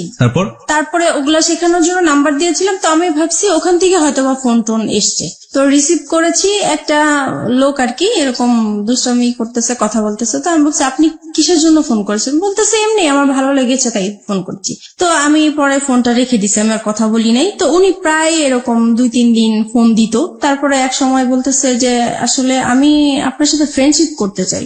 সেই সময় কি আমার তো মন মেজাজ খারাপ ছিল, ভালো লাগতো না। তখন কেন জানি হঠাৎ করে মনে হয়েছে যে সে শুধু ফ্রেন্ডশিপ করতে চায়, কথাই বলতে চায়, তাই কথা বললে সমস্যা কি। সপ্তাহখানিক কথা বলেছি পরে একদিন সে আমাকে বলতেছে কি যে আপনাকে আমি দেখতে চাই একটু। যাই হোক আমরা রাজি হয়েছি দেখা করার জন্য, দেখা করতে গিয়েছে আমার বাসায়। 1 সপ্তাহের মধ্যে আপনি রাজি হয়ে গেলেন? জি। তারপরে দেখা করলাম, পরে সে আমাকে মানে একটা কথা বললো যে আচ্ছা আমরা তো ফ্রেন্ডশিপ আছি, আমরা কি ফ্রেন্ডশিপের বাইরে অন্য কিছু করতে পারি? তো আমি বলছি কিরকম? বলতেছে যা হয় আর কি। তো আমি বুঝতে পারছি উনি খারাপ কিছু ইঙ্গিত দিয়েছে আমাকে। তো আমি বলছি না, এটা আমার পক্ষে সম্ভব না। তারপর এই বলে আমি পরে ওখান থেকে তার সাথে আমার সম্পর্ক শেষ হয়ে গিয়েছে। Fine, let me no one thing, আপনার সম্পর্কে উনি কতটুকু জানতেন? আপনার যে 2টো সন্তান হ্যাঁ, আছে? আমি সবই বলেছি, আমাদের কথা এগুলোই হতো, আমার সংসারে কি হয়েছে না হয়েছে, আমার কিভাবে বিয়ে হয়েছে। আপনি সবকিছু 1 সপ্তাহের মধ্যে তাকে শেয়ার করে দিয়েছেন? জি। মানে আমার তো কখনোই ফ্রেন্ড ছিল না, তাই প্রথম তাকে পেয়েছি, ফ্রেন্ডশিপ যেহেতু করে ফেলেছি সেজন্য আমি আমার কথাগুলো বলেছি, মানে একটু হালকা হওয়ার জন্য বলতে চেয়েছিলাম। Okay fine. এবং এটা জানার পরে সে আপনাকে ফার্স্ট দেখা হওয়াতে সে আপনাকে ধরনের একটা অফার করলো? জি। তারপরে আমার কাছে খুব খারাপ লাগলো বিষয়টা যে আমি তাকে তো সবকিছু আমি তাকে বলেছি, সে কেন আমাকে এই ধরনের প্রস্তাব দিবে। পরে আমি আর তার সাথে কথা বলি নাই। পরে সে ফোন দিত আমাকে, প্রায় আমি রিসিভ করতাম না। পরে অনেক ডিস্টার্ব করতো দেখে পরে একদিন রিসিভ করে বলতেছে আপনি আমাকে আর ফোন দিবেন না, আপনার সাথে আমি আর কথা বলতে চাই না। তো যাই হোক এখানেই স্টপ হয়ে গেল। এটা তার খুব মাইন্ডে লাগলো যে আমি তাকে এইভাবে ইগনোর করলাম। তারপরে সে আমার নাম্বারটাই তার ফ্রেন্ডকে দিল, আমি এটা জানতাম না যে তার ফ্রেন্ড। প্রায় 1-2 মাস পরে আমাকে আবার একটা রং নাম্বার থেকে ফোন আসছে। তো এবার ভাবছি যে আর কোনো ফোন ধরবো না, কারণ রং নাম্বার আসলে সবাই ভালো থাকে না। পরে ওই নাম্বারটা থেকে প্রায় ফোন টোন আসে, তারপরে এত ফোন আসে নিশ্চয়ই আমার কোনো কাস্টমার হতে পারে বা কিছু, ধরি। তো সেই একই রকম কথাবার্তা বলতেছে, ওনার পরিচয় দিল। তারপরে আমি কথা বলতে শুরু করলাম। পরে বললো যে আসলে আপনি কি চান, আমি ওনাকে জিজ্ঞেস করলাম। তো উনি বলতেছে আসলে আপনার সাথে আমি ফ্রেন্ডশিপ করতে চাই। আমি বলছি যে না, আমি কারোর সাথে ফ্রেন্ডশিপ করবো না, আপনি ভুল জায়গায় ফোন দিয়েছেন। প্রায় 3 মাস পরে উনি আবার ফোন দিয়েছে। তো সেই সময় তো আর আমার নাম্বারটা মনে ছিল না, আমি বুঝতেও পারি নাই যে উনি ফোন দিয়েছেন। তারপরে উনি বলতেছে দেখেন আসলে আমি আপনার কাছে কিছুই চাই না, আমিও নিজে খুব মানসিক অবস্থা খুব খারাপ, তাই আমি চাই আপনার সাথে একটু ফ্রেন্ডশিপ করার জন্য। তো আমি আবারও আমার মনটা জানি কেমন হয়ে গেলাম। তো আমি ভাবলাম ঠিক আছে, দেখি, সবাই তো আর খারাপ হতে পারে না, কথা বলে দেখি। তো এইভাবে ওনার সাথে কথা বলতে বলতে প্রায় 1 সপ্তাহ হয়ে গেছে কথা বলছি। 1 সপ্তাহ পরে ও আবার বাড়ি থেকে চলে আসছে পরে আমি মোবাইলটা অফ করে রাখছি, যে জানি এখন যদি ফোন আসে আমি রিসিভ করলে সমস্যা হবে। তো আমি 2 দিন আমার ফোনটা অফ ছিল। পরে এক সময় ও কাজের জন্য বাইরে যায়, পরে আমি ফোনটা খুলি, খোলার পরে সেই ফোনটা আবার আসে। পরে আমাকে বলতেছে দেখেন আপনি 2 দিন ফোনটা অফ করে রেখেছেন, আমার আসলে খুবই খারাপ লাগতেছে, আমি আপনার প্রেমে পড়ে গেছি, মানে এরকম করে বলতেছে। তো আমার কাছে কেমন জানি বিষয়টা লাগলো। তো আমি আর কিছু বলি নাই, আমি ভাবছি কি হয়তো বা দুষ্টামি করে বলে, অনেকে তো দুষ্টামি করে বলে, সেই রকম হয়তো বা বলে। তারপরে যাই হোক, রাতে আবার ফোন দিয়েছে উনি, এখন তো আপনাকে আমার খুবই দেখতে ইচ্ছা করতেছে, আমার খুবই খারাপ লাগতেছে। তখন আমি বললাম যে দেখেন আমি তো দেখতে সুন্দর না, আর আমাকে দেখলেও আপনার পছন্দ হবে না, আপনি যেহেতু ভার্সিটিতে পড়েন, আপনি খুবই স্মার্ট, আমি আপনার পাশে একদম মানানসই হবো না, রাস্তায় দেখলে মানুষ হাসবে, মানে আমি এরকম করে বলতেছি যেন সে মানে আমার দেখার ইচ্ছাটা না জাগে। ওনার নামটা কি ছিল? ওনার নাম রাসেল ছিল। Russell, okay fine. তারপরে হচ্ছে এখন বলতেছে দেখা করব। তো আমি ভাবলাম যে দেখা করব তো, আর আমার এই বিজনেসের কারণে আমার কাঁচামাল আনার জন্য মার্কেটে যেতে হয়। তো আমি বলতেছি তো ঠিক আছে, আমার তো শুক্রবারে শপিং এ যাব আমি, তখন হয়তোবা সেই ইয়েতে আপনি যদি মার্কেট আসেন তাহলে আমি ওখানেই দেখা করতে পারবো। তো উনি রাজি হয়ে গেল। নির্দিষ্ট জায়গা বললাম, ওখানে উনি গাড়ি নিয়ে দাঁড়িয়েছিল আমার জন্য। তারপর ওনাকে দেখে মানে আমি খুব অবাক হয়ে গেলাম যে অনেক সুন্দর লোকটা। উনি আমাকে দেখে হাসতেছে মিটমিট করে। তো আমি জিজ্ঞেস করলাম আপনি কেন হাসতেছেন? বলতেছেন আপনি তো ফোনে অনেক কিছুই বলছেন, আপনি তো অনেক সুন্দর। তো যাই হোক, এভাবে কথা বলতে বলতে পরে উনি বললো আর কি যে ওনার একটা সম্পর্ক একসাথেই পড়াশোনা করতে একটা মেয়ের সাথে, ওনার সাথে সম্পর্ক নষ্ট হয়ে গিয়েছে, তাই ওনার তারপরে উনি ব্যবসা করতো, যে ওনার ব্যবসায় লস খেয়েছে, সবকিছু মিলিয়ে ওনার খুব অশান্তি, মন ভালো না, তাই সেজন্য একটা ফ্রেন্ড চায়। তো আমার সাথে এই জন্য ফ্রেন্ডশিপ করেছে। প্রত্যেক শুক্রবারই আমরা দেখা করতাম ওনার সাথে। তখন আপনি হাজবেন্ডের সাথে থাকতেন? জি। আপনার হাজবেন্ড এগুলো জানতো? কেউই জানতো না। কন্টিনিউয়াসলি আপনি গোপন করে যাচ্ছেন বিষয়গুলো। আপনার হাজবেন্ড কখনো আপনার মোবাইল চেক করতো? না, কখনোই চেক করতো। আচ্ছা, আপনি যে কথাগুলো বলতেন সেই সময়টা থেকে আপনার সন্তানরা আপনার পাশে থাকতো? না, কারণ ওরা তখন, আমার বড় বেবি তখন স্কুলে পড়তো, আর ছোটটা তো একদমই ছোট ছিল। তারপরে আপনি নীরবে নিভৃতে একা তার সাথে কথা বলতেন। প্রিয় শ্রোতা, গ্রাফটা একটু আবিষ্কার করার চেষ্টা করছি, এবং এটা এমন একটি ঘটনা যেটা সমাজে একেবারেই ঘটে না তা না, হ্যাঁ, এবং একেবারে যে হরহামেশা ঘটে তাও না, ঠিক আছে? বাট সন্দেহের জায়গাগুলো একটু পরিষ্কার করার জন্য আসলে প্রশ্নগুলো করে। আপনার হাজবেন্ড আপনাকে সন্দেহ করতে, আপনি যেটা বলছেন টুকটা সন্দেহ করার জায়গাটা থেকে, আপনি কখন আপনার হাজবেন্ডকে সন্দেহ করতেন? না, আমি কখনোই করতাম না। কেন করতেন না? কারণ আমি জানি সে এই টাইপের মেয়ে মানুষ, দেখলে সে তাকিয়ে থাকে, সে যাবে, সে মানে এরকম আছে, এর জন্য আমার সন্দেহ হতো না। আপনি কনফার্ম ছিলেন যে সেসব কাজ করে? সে মেয়ে মানুষের প্রতি একটু উইক আছে। একটা জিনিস একটু বলেন আমাকে, প্রতি শুক্রবার তার সাথে আপনি দেখা করতেন, কোথায় দেখা করতেন? এটাও যে আমি মার্কেটে যেতাম, আমি আমার কাজে যেতাম, পাশে উনি থাকতো, এই আর কি। ওনার সাথে একসাথে মিলে শপিং করতেন? জি। How dare you! আপনার হাজবেন্ডের সামনে যদি পড়ে যেতেন কখনো? একবার এরকম হয়েছে, তো উনি খুব সন্দেহ করতো যে প্রায় শুক্রবারে কেন মার্কেটে যায়, আগে তো এত তাড়াতাড়ি মার্কেটে যেত না। আর একটা ঘটনা কি, মানে আমি মার্কেটে যাব এই সময় আমার বিজনেসটাও খুব ভালো চলছিল, সেই উসিলা দিয়ে আমি মার্কেটেও যেতে পারছি। তো এক শুক্রবারে সে আমাকে হঠাৎ করেই ফোন দিয়েছে, ফোন দিয়ে বলতেছে তুমি কোথায়? তো আমি বলতেছি আমি বলে আসছি, কিন্তু আমি মার্কেটে আসছি, কিন্তু মার্কেটে থাকাকালীনই সে আমাকে ফোন দিচ্ছে যে তুমি কোথায়? বলতেছি আমি তো মার্কেটে। বলতেছে মার্কেটে তো কোথায়, কোন মার্কেটে? কারণ নিউ মার্কেটে অনেকগুলো মার্কেট আছে। তো আমি পরে বলতেছি কেন, আমি এখানে। তো বলতেছে আমি তো আসছি। তো আমি তো পুরো ভয় পেয়ে গেছি যে কি ব্যাপার, সে কেন আসছে। আসলে সে সন্দেহ করেই আসছে। তো তাড়াহুড়া করে ওকে বলে দিছি তুমি এখন যাও, আমার হাজবেন্ড চলে আসছে, এখন কিছু করার নাই। তো ও মন খারাপ করে চলে গেছে। পরে আমি তো আমার শপিং করতেছি, তো ও আর বুঝতে পারে নাই, এভাবেই Okay. হয়েছে। ওকে ফাইন, আমি একটু বলি ওই সময়টা পর্যন্ত কতদিন যাবত রাসেলের সাথে আপনার সম্পর্ক? ওই সময়টা ওই শুক্রবার পর্যন্ত? ওই শুক্রবার পর্যন্ত 1-1.5 মাস তো হবে। 1-1.5 মাস। জি। এই 1-1.5 মাস আপনি কন্টিনিউয়াসলি আপনার হাজবেন্ডের কাছ থেকে এই জিনিসটা গোপন করে যাচ্ছেন। বাই হার্ট আপনি এটা মনে করেন ইললিগাল রিলেশনশিপ, রাইট? অবৈধ কিনা সেটা তো বুঝতে পারতাম না, শুধু এটা বুঝতাম যে এটা করাটা ঠিক হচ্ছে না। কিন্তু সেই মুহূর্তে আমার ভালো লাগতো, তার সাথে কথা বলতে ভালো লাগতো, তার সাথে দেখা করতে ভালো লাগতো। সেই ভালো লাগার কারণেই আমি তার সাথে কথা বলেছি, দেখা করেছি। এই ভালো লাগা প্রতিনিয়তই বাড়ছে। জি। আপনার কখনো মনে হতো না যে আপনি আপনার হাজবেন্ডের প্রতি অন্যায় করছেন ওই সময়টা? না, তখন আমার মনে হতো না, কারণ ও তো সংসারে সবসময় মানে ঝগড়াঝাটি করতো, ওর উপর থেকে আমার মন নষ্ট হয়ে গিয়েছে। এই মানুষটাকে তো আপনি ভালোবেসেছিলেন একটা সময়। ভালোবেসেছিলাম, ওই যে আমার বোনের যে কাজটা করেছিল সেখান থেকে ওর প্রতি আমার একটু অনীহা চলে কিন্তু সে আসছে। ঘটনা, আমি বলছি না যে এটা একটা অপরাধ না, অবশ্যই এটা একটা গূঢ় অপরাধ, কিন্তু সেটার জন্য সে আপনার কাছে ক্ষমা চেয়েছে। কিন্তু আমি ক্ষমা করে দেওয়া দরকার ছিল, সেজন্য ক্ষমা করেছি, কিন্তু মন থেকে আসলে ক্ষমা করিনি। আপনি এই মানুষের সাথে রাগ করে আপনি এইভাবে এই কাজগুলো করছেন, ব্যাপারটা কি আসলে এটাই ছিল, নাকি আলটিমেটলি আপনার জায়গা থেকে আপনি কাউকে ফিল করতেন যে আমার এরকম একজন মানুষ দরকার যে মানুষের সাথে আমি শেয়ার যেটা করতে পারি? হয়েছে, ওর প্রতি তো একটা রাগ অভিমান ছিলই আমার, হ্যাঁ। সেটা তো ছিলই, কিন্তু মানে আমার যে ভালোবাসা, যেই একটা চাহিদা ছিল কারোর সাথে ভালোভাবে সম্পর্ক হবে, ওই চাহিদা থেকেই যখন আমি পেয়ে গেছি, ওনার কাছ থেকে ভালো ভালো কথা পাচ্ছি, আমার হাজবেন্ডের সাথে ওর সাথে আমি অনেকটা মিলানোর চেষ্টা করতাম যে তার কাছে আমি কি গ্যাপ পেয়েছি বা তার কাছে আমি কি পাচ্ছি, তখন মনে হচ্ছে যে ওই বেটার আমার। আপনি দেখুন, আপনার সন্তান আছে তখন দুটো, রাইট? জি। আপনার বিজনেস আছে, যে বিজনেসটা আপনি শুরু করেছেন, তার মানে অনেক পরিকল্পনা আপনার মাথায়, অনেক স্বপ্ন আপনার মাথায়। আপনার হাজবেন্ড আছে, এবং যে মানুষটাকে আপনি ভালোবেসেছেন একটা সময়, কিন্তু আপনার হাজবেন্ড আপনার সাথে খারাপ আচরণ করছে, সেটা আমরা দেখতে পাচ্ছি। তার বাইরেও তো আপনার দুটো জগৎ ছিল, একটা হচ্ছে আপনার সন্তান আর একটা হচ্ছে আপনার বিজনেস। এই দুটো নিয়েও তো আপনি হ্যাপি থাকতে পারতেন। ইনফ্যাক্ট আপনি যে ছেলেটার সাথে এই সম্পর্কটা তৈরি হচ্ছে, সেই ছেলেটাকেও যদি আপনি আপনার বন্ধুর জায়গাটাতে রাখেন, তাহলেও কখনো কি অনুভব করেছেন আপনার হাজবেন্ডের সাথে তার পরিচয় করে দেওয়া উচিত? এটাও কি কখনো ফিল করেছেন? এটা কখনো মানে মাঝে মাঝে মনে হয়েছে পরিচয় করা দিই, কিন্তু আমার হাজবেন্ড এটা মেনে নিত না। একটা হচ্ছে পারিবারিক সত্তা, যেখানে হাজবেন্ড আছে, সন্তান আছে এবং তার বিজনেস আছে, সে একটা না একটা দিক নিয়ে ব্যস্ত থাকতেই পারে। আরেকটা হচ্ছে মানবিক সত্তা, মনের জায়গাটা, লং টার্ম হাজবেন্ডের সাথে খারাপ রিলেশনশিপ, সেই জায়গাটায় একটা বিশাল রকমের ক্ষত তৈরি হয়েছে, এবং সেই ক্ষতর জায়গাটাতে সে কেউ একজন নক করেছে। সেটা হাজবেন্ড ওয়াইফ রিলেশনশিপের মতো না, কিন্তু একটু ভালো লাগা, একটু অন্যরকম, একটু বন্ধুত্ব, যেটা মন থেকে অবচেতন মনেই ওই ভালো লাগাটার দিকে ধীরে ধীরে ধীরে ধীরে এক ধরনের রাষ্ট্রে পৃষ্ঠে জড়িয়ে পড়ার দিকে জড়িয়ে যাচ্ছে।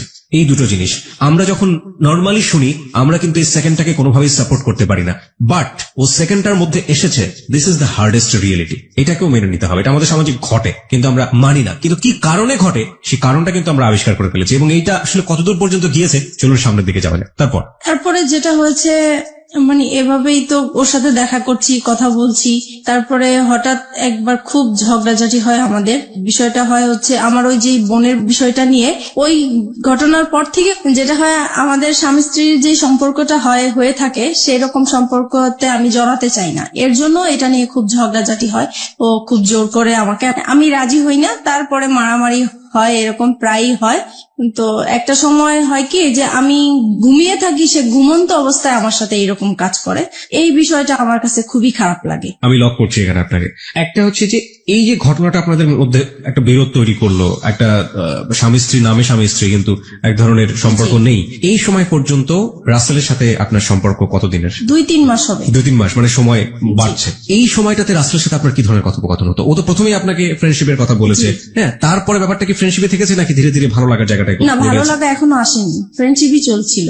Okay fine. সে সময় বলতাম হচ্ছে আমাদের সংসারে যেগুলো হতো এগুলো বলতাম, মানে ঘরের নিজের উইক পয়েন্ট গুলো সবসময় তাকে বলতাম। জি জি। যেমন হাজবেন্ড আজকে এটা করেছে, আমি আজকে এটা করিনি, এরকম হয়েছে, এরকম হয়েছে। হ্যাঁ, তারপর আমার ভালো লাগার কথাগুলো বলতাম, বা আমি কি আশা করেছিলাম, কি রকম চেয়েছিলাম, এইগুলোই বলতাম। ওকে ওকে, আপনার উইক পয়েন্ট গুলো সবসময় একজন। আচ্ছা, এই যে কষ্টের কথাগুলো, পরিবারের কথাগুলো, একেবারে ঘরের মানুষের কথাগুলো, এগুলো শেয়ার করার মতো অন্য কেউ কি ছিল না? না, আমার কখনো তো কোনো ফ্রেন্ডশিপ ছিল না, সেটা তো আমি আগেও বলেছি। This is the great point, প্রিয় শ্রোতা।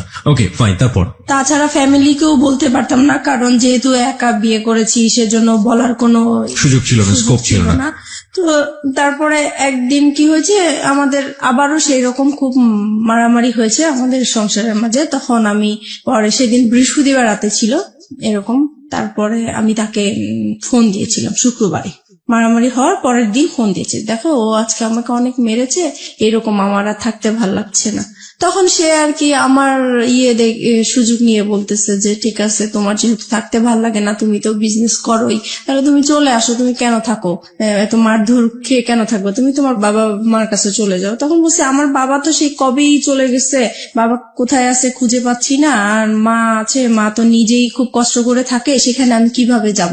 পরে বলতেছে দেখো তুমি 1 মাস মার কাছে কোন রকম থাকো, তারপরে তুমি যে ব্যবসা করো, নিজে কিছু টাকা জুগিয়ে তুমি নিজেই চলতে পারবে। মানে আপনাকে সেপারেট করে দিতে যাচ্ছে আপনার হাজবেন্ডের কাছ থেকে? মানে আমার জন্যই বলছে সে, আমি যেহেতু কান্নাকাটি করি তার কাছে, আমার কথা চিন্তা করে সে এই কথা বললো। ওকে।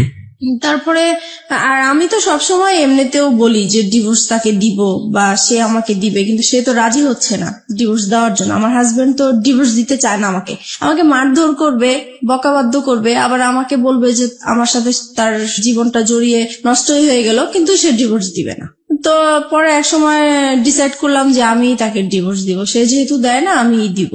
পরে একদিন রবিবারে সে দেখা করবে, আর সেদিন শুক্রবারে আর দেখা করতে পারি নাই দেখে সে বলতেছে ঠিক আছে রবিবারে, তাহলে এবার শুক্রবারে যখন দেখা হলো না, তাহলে রবিবারে আসো, তো আমার অফিস টাইম শেষ হলে সন্ধ্যার দিকে আসো। তো আমরা সন্ধ্যার দিকে একটা গুলশানে ফাস্টফুডে বসি, তো ওখানে বসছি, পরে সে আমার হাতটা ধরলো, এই ফার্স্ট সে আমার হাত ধরে। কয় মাস পর? ওই তো 2-2.5 মাস পরে। আচ্ছা, এই হাত ধরার আগে আপনারা সেলফোনে কি কখনো এই ভার্চুয়াল হাত ধরাধরি করেছেন? না। ওকে, তারপরে এই প্রথম সে আমার হাতটা ধরার পরে আমার কাছে অন্যরকম একটা ভালো লাগা তৈরি হলো, যে মনে হচ্ছে যে খুব ভালো লাগছে এটাই। তারপরে হঠাৎ করে সে আমাকে বলতেছে দেখো আমি আসলে তোমার প্রেমে পড়ে গেছি, আমি আর তোমাকে ছাড়া থাকতে পারছি না। তখন আমিও মানে কান্নাকাটি করতেছি, যে সেহেতু আমাকে মারধর করেছে সেটা বলতেছি আর কান্না করতেছি। পরে সে আমার আর কি মাথায় হাত বুলিয়ে দিচ্ছে, পরে বলতেছে দেখো আর ধৈর্য ধরো, 6টা মাস তুমি ধৈর্য ধরো, তারপরে আমি 6 মাস পরে তোমার একটা ব্যবস্থা করব। তখন আমি জিজ্ঞেস করলাম ব্যবস্থা মানে কি বুঝতে চাচ্ছ? তো বলতেছে আমরা একসাথে থাকবো। তুমি কি আমাকে ভালোবাসো? বলছে হ্যাঁ আমি তোমাকে ভালোবাসি। তো এইভাবেই হোক আমাদের পরে। আপনি তাকে ভালোবাসতেন ওই সময়টাতে? ওই বলার পর থেকে আমি প্রশ্ন করেছি যে আমার তো আসলে বিশ্বাস হচ্ছে না, তুমি আমাকে কিভাবে ভালোবাসো, আমার বিয়ে হয়েছে, বাচ্চা আছে, তোমার মতো আনম্যারিড ছেলে তো আমাকে কখনোই ভালোবাসার কথাই না। তো বলতেছে মানুষের ভালো লাগা তো কত রকমই হতে পারে, এটার তো শেষ নাই, তোমাকে আমার ভালো লাগছে, আমি তোমাকে বিয়ে করব, তবে আমার জন্য তোমাকে 6 মাস অপেক্ষা করতে হবে। তো আমি বলতেছি এত বছর যেহেতু কষ্ট করে আসছি, আমি 6 মাস পর্যন্ত কষ্ট করতে পারবো। তো এই বলে আমরা চলে আসছি। তারপর থেকেই আমাদের ভালোবাসা আসলে শুরু হয়। তারপরে ফোনে একের পর এক কথা বলা হয়, খুব ভালো লাগে। তখন আপনার হাজবেন্ডের সাথে আপনি? জি, হাজবেন্ডের সাথে।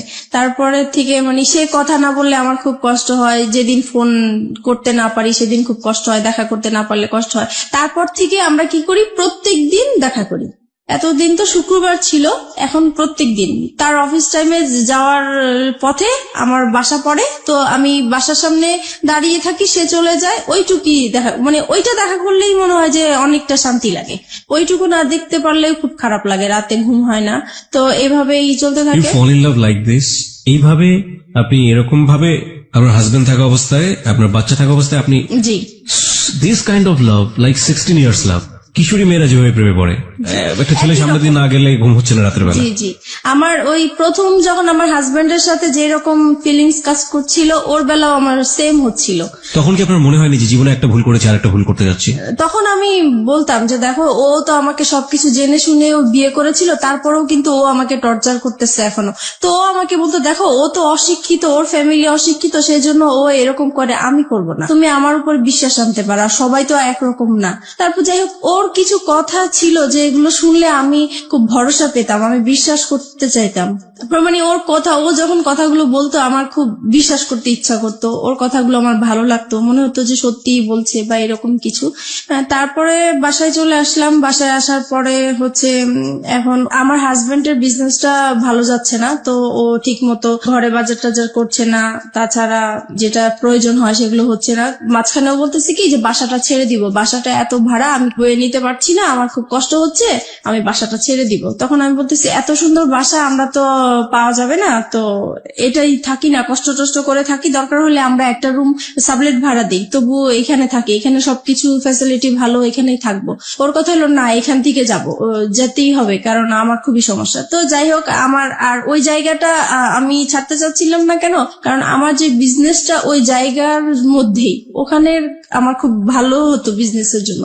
এখন ও চলে যাবে হচ্ছে অন্য জায়গায় চলে যেতে চাচ্ছে, ওই জায়গাটা আমার পছন্দ না, তাই আমি যাব না। এগুলো নিয়ে আবার সেই ঝগড়াঝাটি হয়। পরে এক সময় আমি তাকে খুব মানে কড়া করে বলি যে যদি তুমি এই বাসা ছাড়ো তাহলে আমাকে ছাড়তে হবে, আর যদি আমাকে না ছাড়ো তাহলে বাসা এটা ছাড়া যাবে না। তো এখন ও কি করবে বুঝতেছে না। এখন ও ওর কথাই রাখলো যে না, বাসা ছেড়েই দিব। পরে যাই হোক, বাসা ছেড়ে দিছে। বাসা ছেড়ে দেওয়ার পরে দেখি যে লোকজন আসতেছে বাসা নেওয়ার জন্য, দেখার জন্য। তখন আমার খুব খারাপ লাগলো যে আমি বললাম কথাটা, আমার কথাটা সে রাখলো না। আমি তো তার কাছ থেকে এমন কিছু আশা করিনি, বাসাটা বলছি।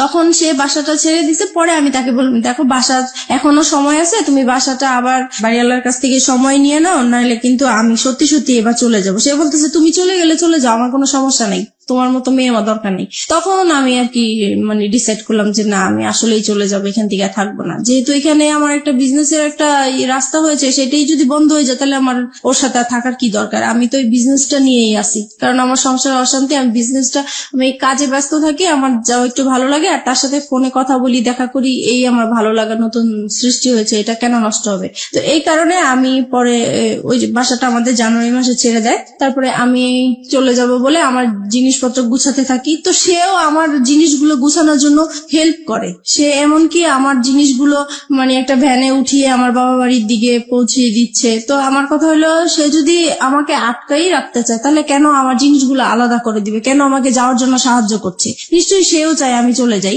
সে আমাকে কোনো বাধা দেয় নাই। আমি এইভাবে বাবার বাড়ি চলে আসছি। এখন বাবার বাড়ি মানে মার বাসায় চলে আসছি। মার বাসায় আসাতে এখন সে পরে আমার মার কাছে এসে বলতেছে যে আপনার মেয়েকে আপনি জায়গা দিচ্ছেন, আপনার মেয়ে কিন্তু আমাকে ছেড়ে চলে আসছে, এখন আমি আপনাদের নামে কেস করব, আপনার মেয়ে আমার যত টাকা পয়সা গয়নাগাটি সবকিছু নিয়ে চলে আসছে, আমি আপনাকেও জড়াই দিব আপনি যদি আপনার মেয়েকে জায়গা দেন। এখন মা তো মানে প্রচুর রাগারাগি করতেছে আমার উপরে যে তোমরা নিজেরা কাজ করে এখন আমার উপরে বিপদ ফেলতেছো, এখন এই লোক তো ভালো না, সে যেটা বলে সেটাই করবে, এখন আমি কি করব? আমার তোমার বাবা নাই, তোমার একটা বড় ভাই নাই, আমাদের কোনো গার্ডিয়ান নাই, তাহলে এখন কে দেখবে আমাকে? এখন তুমি আমার বাসায় থাকতে পারবে না। তো এখন থাকতে পারবো না, এখন আমি কোথায় যাব? ওকে ছেড়ে আসছি, এখন আমার যাওয়ার জায়গা নাই, যেহেতু আমাদের কোনো রিলেটিভও নাই। তো কি করব আমি? পরে আমি ওকে ফোন দিলাম, আমি যার সাথে ভালোবাসার সম্পর্ক হয়েছে তাকে ফোন দিয়েছি। ফোন দেওয়ার পরে ওকে বললাম যে দেখো আমার এখন কি করা উচিত, আমি তো বুঝতেছি না, এখন মার বাসায় চলে আসছি, এখন মাও আমাকে রাখতে চাচ্ছে না। তো ও বলতেছে যে তাহলে তুমি এক কাজ করো, তুমি একটা বাসা নাও। পরে আমি বলতেছি বাসা নিব তো আমি টাকা কোথায় পাবো, আমি ভাড়া কোত্থেকে দিবে, এই মুহূর্তে তো আমার হাতে কোনো টাকা পয়সাই নেই। পরে বলতেছে ঠিক আছে সেটা আমি দেখবো, তুমি আগে খোঁজো বাসা। তারপরে আমি হচ্ছে সাবলেটের মধ্যে বাসা খুঁজতে গেলাম ওখানে। তো ওখানে গিয়েছি, সবাই জিজ্ঞেস করে আপনি কি করেন? তো আমি বলেছি যে পড়াশোনা করি, কারণ বিয়ে হয়েছে এগুলো আমি বলি নাই, সবকিছু লুকিয়ে গিয়েছি। তো বলতেছে যে একা একটা মেয়েকে তো আমরা বাসা ভাড়া দিতে পারি না, হয় হাজবেন্ড। একা কেন নিবেন? কারণ আপনার সঙ্গে তো আপনার সন্তান আছে, সন্তান আপনার হাজবেন্ডের কাছে, সন্তানদেরকে রেখে চলে আসছে আপনার হাজবেন্ডের কাছে আপনার সন্তান। ওকে ফাইন, হ্যাঁ তারপর বলুন। তারপরে যেটা হচ্ছে যে এখন কেউ আমাকে একা বাসা ভাড়া দিতে চাচ্ছে না। তারপরে আমি আবার তাকে ফোন দিই, রাসেলকে ফোন দিচ্ছি যে দেখো আমাকে তো কেউ একা বাসা ভাড়া দিতে চাচ্ছে না। তখন সে বললো যে ঠিক আছে তাহলে তুমি বলো যে তোমার বিয়ে হয়েছে কিন্তু তোমার হাজবেন্ডের বাড়ি এখনো মেনে নিচ্ছে না, তাই হাজবেন্ড মাঝে মাঝে আসবে, তুমি আপাতত একাই থাকবে। পরে এই কথার ভিত্তিতেই আমি আবার গেলাম, তারপরে একটা বাসা পেয়েও গেছি। তারপরে ওখানে উঠলাম, সবকিছু নিয়ে ওখানে উঠলাম, মাকেও বললাম যে আমি এরকম এরকম জায়গায় বাসা নিয়েছি, কিন্তু বাসাটা চিনাইনি, জাস্ট বলেছি যে এখানে বাসা নিয়েছি। তারপরে যাই হোক মার কাছ থেকে চলে আসছি ওখানে। তারপর মার প্রতি তো একটু রাগ আছেই যে আমাকে জায়গা দিল না। তারপরে এখন যেহেতু রাসেলকে হাজবেন্ড হিসাবে পরিচয় করিয়ে দিয়েছি আমি ওখানে, আর এতদিন আমরা বাইরে বাইরে ঘুরতাম, তো এখন মনে হয়েছে নিজের কাছে যে এখন যেহেতু নিজেদের বাসা হয়েছে, কেউ এখন আসবে না, কেউ জানবে না, সবাই জানে হাজবেন্ড, তাহলে বাসায় আসলে সমস্যা কি? তারপরে আমার এই বাসায় আসা শুরু হলো। রাসেলের? জি, রাসেলের। প্রিয় শ্রোতা, আমরা এই জায়গাটায় ছোট্ট একটা বিরতি নিচ্ছি। ভুল এবং অপ্রিয় সত্যের একেবারে মাঝ নদী যদি বলি, একটা নদী, সেটার মাঝ নদীতে নৌকা ডুবছে, সেরকম একটা জায়গাতে আমরা রয়েছি এই মুহূর্তে। হাজবেন্ড আছে, সন্তান আছে, নিজের ব্যবসা আছে এবং ফ্যামিলি আছে।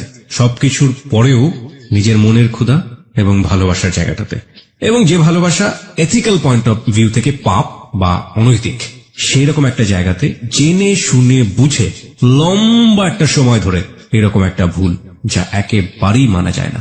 কিন্তু কথা হচ্ছে, সে তো ভুল করেছে কিংবা অপরাধ করেছে, সে কারণেই সে কিন্তু যাহা বলিব সত্য বলিবতে এসছে। এরকম ভুল এবং অপরাধের মধ্যে যারা আছেন, তাদের জন্যই কিন্তু আজকের এই মিতা। প্রিয় শ্রোতা, আমরা ছোট্ট একটা বিরতি নিতে চাই, ঠিক 4 মিনিটের বিজ্ঞাপন বিরতি। এরপরে আমরা আবারও ফিরে আসছি যাহা বলিব সত্য বলিবতে। রাসেলের আপনার বাসায় আসা খুব বেশি সহজ হয়ে গেল, এবং রাসেলকে আপনি পরিচয়ও করিয়ে দিলেন যে ইনি হচ্ছে আপনার হাজবেন্ড। তার আগ পর্যন্ত রাসেলকে আপনি কতটুকু চিনতেন অ্যাজ এ হিউম্যান বিং হিসেবে, তার পরিবার সম্পর্কে এবং তার বাসা কোথায়, কি অবস্থা, ডিটেল কিছু জানতেন? তার বাসা কোথায় সেটা জানতাম, কিন্তু ওনার পরিবারের কারোর সাথেই আমার কখনোই কথা হয় নাই, ইভেন দেখাও হয় নাই। উনি যে কারণটা দেখাতো যে তোমার বিয়ে হয়েছে, বাচ্চা হয়েছে, এই মুহূর্তে যদি আমি কারোর সাথে পরিচয় করিয়ে দেই তাহলে আমাদের সম্পর্কটা আর কন্টিনিউ করতে দিবে না, এখানেই স্টপ হয়ে যেতে হবে, তখন তুমিও কষ্ট পাবো, আমিও কষ্ট পাবো, আমরা এইভাবেই লুকিয়ে থাকি, যখন হয়ে যাবে তখন আমরা সবাইকে জানাবো। এবং এগুলো আপনি অন্ধের মতো বিশ্বাস করতেন? জি। তারপরে যেটা হচ্ছে যে এখন সে প্রত্যেক দিন বিকেল বেলায় আমার বাসায় আসে, অফিস শেষ করে বাসায় আসে, 8টার দিকে চলে যায়, এভাবেই কন্টিনিউ করতে থাকি আমরা। তারপরে এক সময় সে বলতেছে, আচ্ছা তুমি তো তোমার হাজবেন্ডকে ডিভোর্স দাও নাই, তাহলে এখন যদি এই বিষয়টা কারোর সামনে আমাদের প্রকাশ হয়ে যায় তাহলে তো তুমিও এখানে বিপদে পড়বে, আমিও বিপদে পড়বো, তোমার তো ডিভোর্স দেওয়া উচিত। তখন আমি হচ্ছে ডিভোর্স দিতে তো টাকা লাগে, এখন আমার কাছে টাকা নাই, তো বলতেছে তুমি কারো কাছ থেকে এখন টাকা পয়সা আনো, আমি দিয়ে দিব। তো আমি আমার বোনের কাছে গেলাম, তো ওকে বললাম যে আমাকে কিছু টাকা পয়সা লোন দে, আমি ডিভোর্স দিয়ে তারপরে পরে আমি তোকে দিয়ে দিব। তো ও আমাকে টাকাটা দিল, দেওয়ার পরে আমি ডিভোর্স দিতে যাব, একটা অ্যাডভোকেটের সাথে কথা হয়েছে আমার। তো সেই মুহূর্তে আমার হাজবেন্ড আমাকে ফোন দিয়েছে, ফোন দিয়ে বলতেছে তুমি তো চলে গেছো বাচ্চাদেরকে রেখে, এখন ওদেরকে তো আমি সামলাতে পারছি না, কান্নাকাটি করছে, তুমি আসো। তো আমি আসো মানে আমি তো চলেই গেছি একেবারে, আসবো আবার কোত্থেকে, আমি আর আসবো না। আপনার ওই সময় আপনার বাচ্চার কথা মনে পড়তো না? টু বি অনেস্ট, বাচ্চার কথা মনে পড়তো, কষ্ট লাগতো, কিন্তু মনে হতো যে সবসময় যে আমি আগে সেভ হয়ে নেই, তারপরে আমি একটা সময় আমার বেবিদেরকে আমি আমার কাছে নিয়ে আসবো। তারপরে হচ্ছে পরে আমি বলতেছি, ওকে বলছি যে আমি তো তোমাকে ডিভোর্স দিব, আমি আর আসবো না তোমার কাছে। তখন সে আমাকে বলতেছে, দেখো তুমি এতদিন যেহেতু কষ্ট করেছো, আর কটা দিন কষ্ট করো, আমার মেয়েটার তো ফাইনাল এক্সাম, এই এক্সামটা শেষ হোক, তারপরে তুমি আমাকে ডিভোর্স দাও। তো আমি রাজি হয়ে গেছি। রাসেল তারপরে এটা এগ্রি করে নিচ্ছে তার জায়গা থেকে। ইজ ইট প্লেটোনিক লাভ? প্রথম কথা হচ্ছে, লাভ তো ব্লাইন্ড। আপনারা যখন কমিটমেন্টের জায়গাটায় চলে গেছেন যে আপনারা বিয়ে করবেন বা অমুক জায়গায় করবেন, তখন কোনোভাবেই রাসেলের জায়গাটা থেকে এটা আসা কোনোভাবেই সম্ভব ছিল না। রাসেল যেটা পারমিশন দিচ্ছে সেটা হচ্ছে আপনার সাথে আপনার হাজবেন্ডের কিছুটা সময় স্পেন্ড করা। আলটিমেটলি তো এটাই। এটা যদি আপনাকে লাভ করে থাকে সেটা কিভাবে সম্ভব? ওকে ফাইন, আমি জানি না, বাট আমার কাছ থেকে যেটা মনে হয় ব্যক্তিগত জায়গা থেকে, if it is really love then এটা সম্ভব ছিল। যাই হোক, কি হয়েছে না হয়েছে আমরা সামনের দিকে একটু যাই, কিন্তু খুব কনফিউজ হয়ে যাচ্ছে। তারপরে যেটা হয় হচ্ছে আমি আসা যাওয়া করতে থাকি আমার হাজবেন্ডের বাসায়। তারপরে এক সময় সে আসলে এটা একটা চালাকি করে আমার সাথে এই কাজটা করেছে। আমার মেয়ের এক্সামের যেই বিষয়টা, আসলে এটা পুরোপুরি তার একটা চালাকি। ওই আমি যেই টাইমটা তার বাসায় আসা যাওয়া করতাম, সে আমাকে ফলো করতো যে আমি আসলে কোত্থেকে আসি, কোথায় যাই, এইটা ধরার জন্যই সে এই ইয়েটা করেছে। তো যাই হোক, এক সময় আমি যখন ওই বাসা থেকে চলে যেতাম, তখন সে পিছে পিছে আমার যে এইভাবে সে আসলে জানতে পারে যে শেষ পর্যন্ত আমি কোথায় আছি। তারপরে আরেকদিন ফোন দেয় যে বলতেছে, ওরা তো অনেকদিন ধরে না খেয়ে আছে, আমি তো রান্না বান্না করতে পারছি না, তুমি আজকে এসে একটু রান্না করো, আমাকে এই বলে নিয়ে আসলো। যাই হোক, আমি বাসায় আসলাম, রান্না বান্না করলাম। এখন বলতেছে, আমি তো খুব অসুস্থ, তুমি এক কাজ করো, ওদের এখানে থাকো, আমি ডাক্তার দেখিয়ে তারপরে তুমি আজকে থেকে যাও, কালকে যেও। পরে আমি তো থাকবো না, কোনো মতেই থাকবো না। পরে বলতেছে, না তোমাকে আজকে থাকতেই হবে। তো যাই হোক, আমি সেদিন রাতে ছিলাম। পরে এখানে কি হয়েছে, আমার ফোন থেকে আমার হাজবেন্ডের ফোনে ডাইভার্ট করা হয়, যেটা মানে আমার ফোনে যে কলগুলো আসবে সেটা ও টের পাবে, SMS যেটা আসে সেটা টের পাবে। ও এরকম একটা মানে কাজ করেছে। তো আমার ফোনে কখন ফোন আসে, কখন কি হয় সেটা ও টের পায়, কিন্তু আমি এটা বুঝতে পারিনি এই বিষয়টা। এভাবে আসলে পরে রাসেলের নাম্বার জেনে গেছে, ও ট্র্যাকিং করেছে আপনাকে। জি। তো সেদিন রাতে আমাকে থাকতে বলেছে, তো তো সেই দিন হচ্ছে ও হসপিটাল থেকে আসছে, আসার পরে আমাকে বলতেছে যে আমার সাথে এখন তোমার ইয়ে করতে হবে, মানে ওকে, সে তার স্বামীর সম্পর্ক অধিকার চেয়েছে। হ্যাঁ। তারপরে আমি বলতেছি যে না, আপনার সাথে তো আমি এটা করব না, কারণ আপনি করে বলা শুরু করেছেন তখন আপনি করেই বলতাম। তারপরে বলতেছি যে না, আমি তো আপনার সাথে এই কাজ করতে পারবো না। তখন বলছে কেন করতে পারবো না, তুমি এখন পর্যন্ত আমার ওয়াইফ। পরে আমি বলেছি যে না, আমি করব না তো করবোই না। এখন করব না দেখে সে আমাকে প্রচুর মারধর করলো, যে মশা মারে যে ব্যাট গুলো আছে সেই ব্যাট দিয়ে আমাকে পুরো ব্যাটটা ভেঙে ফেলে আমার শরীরের উপরে।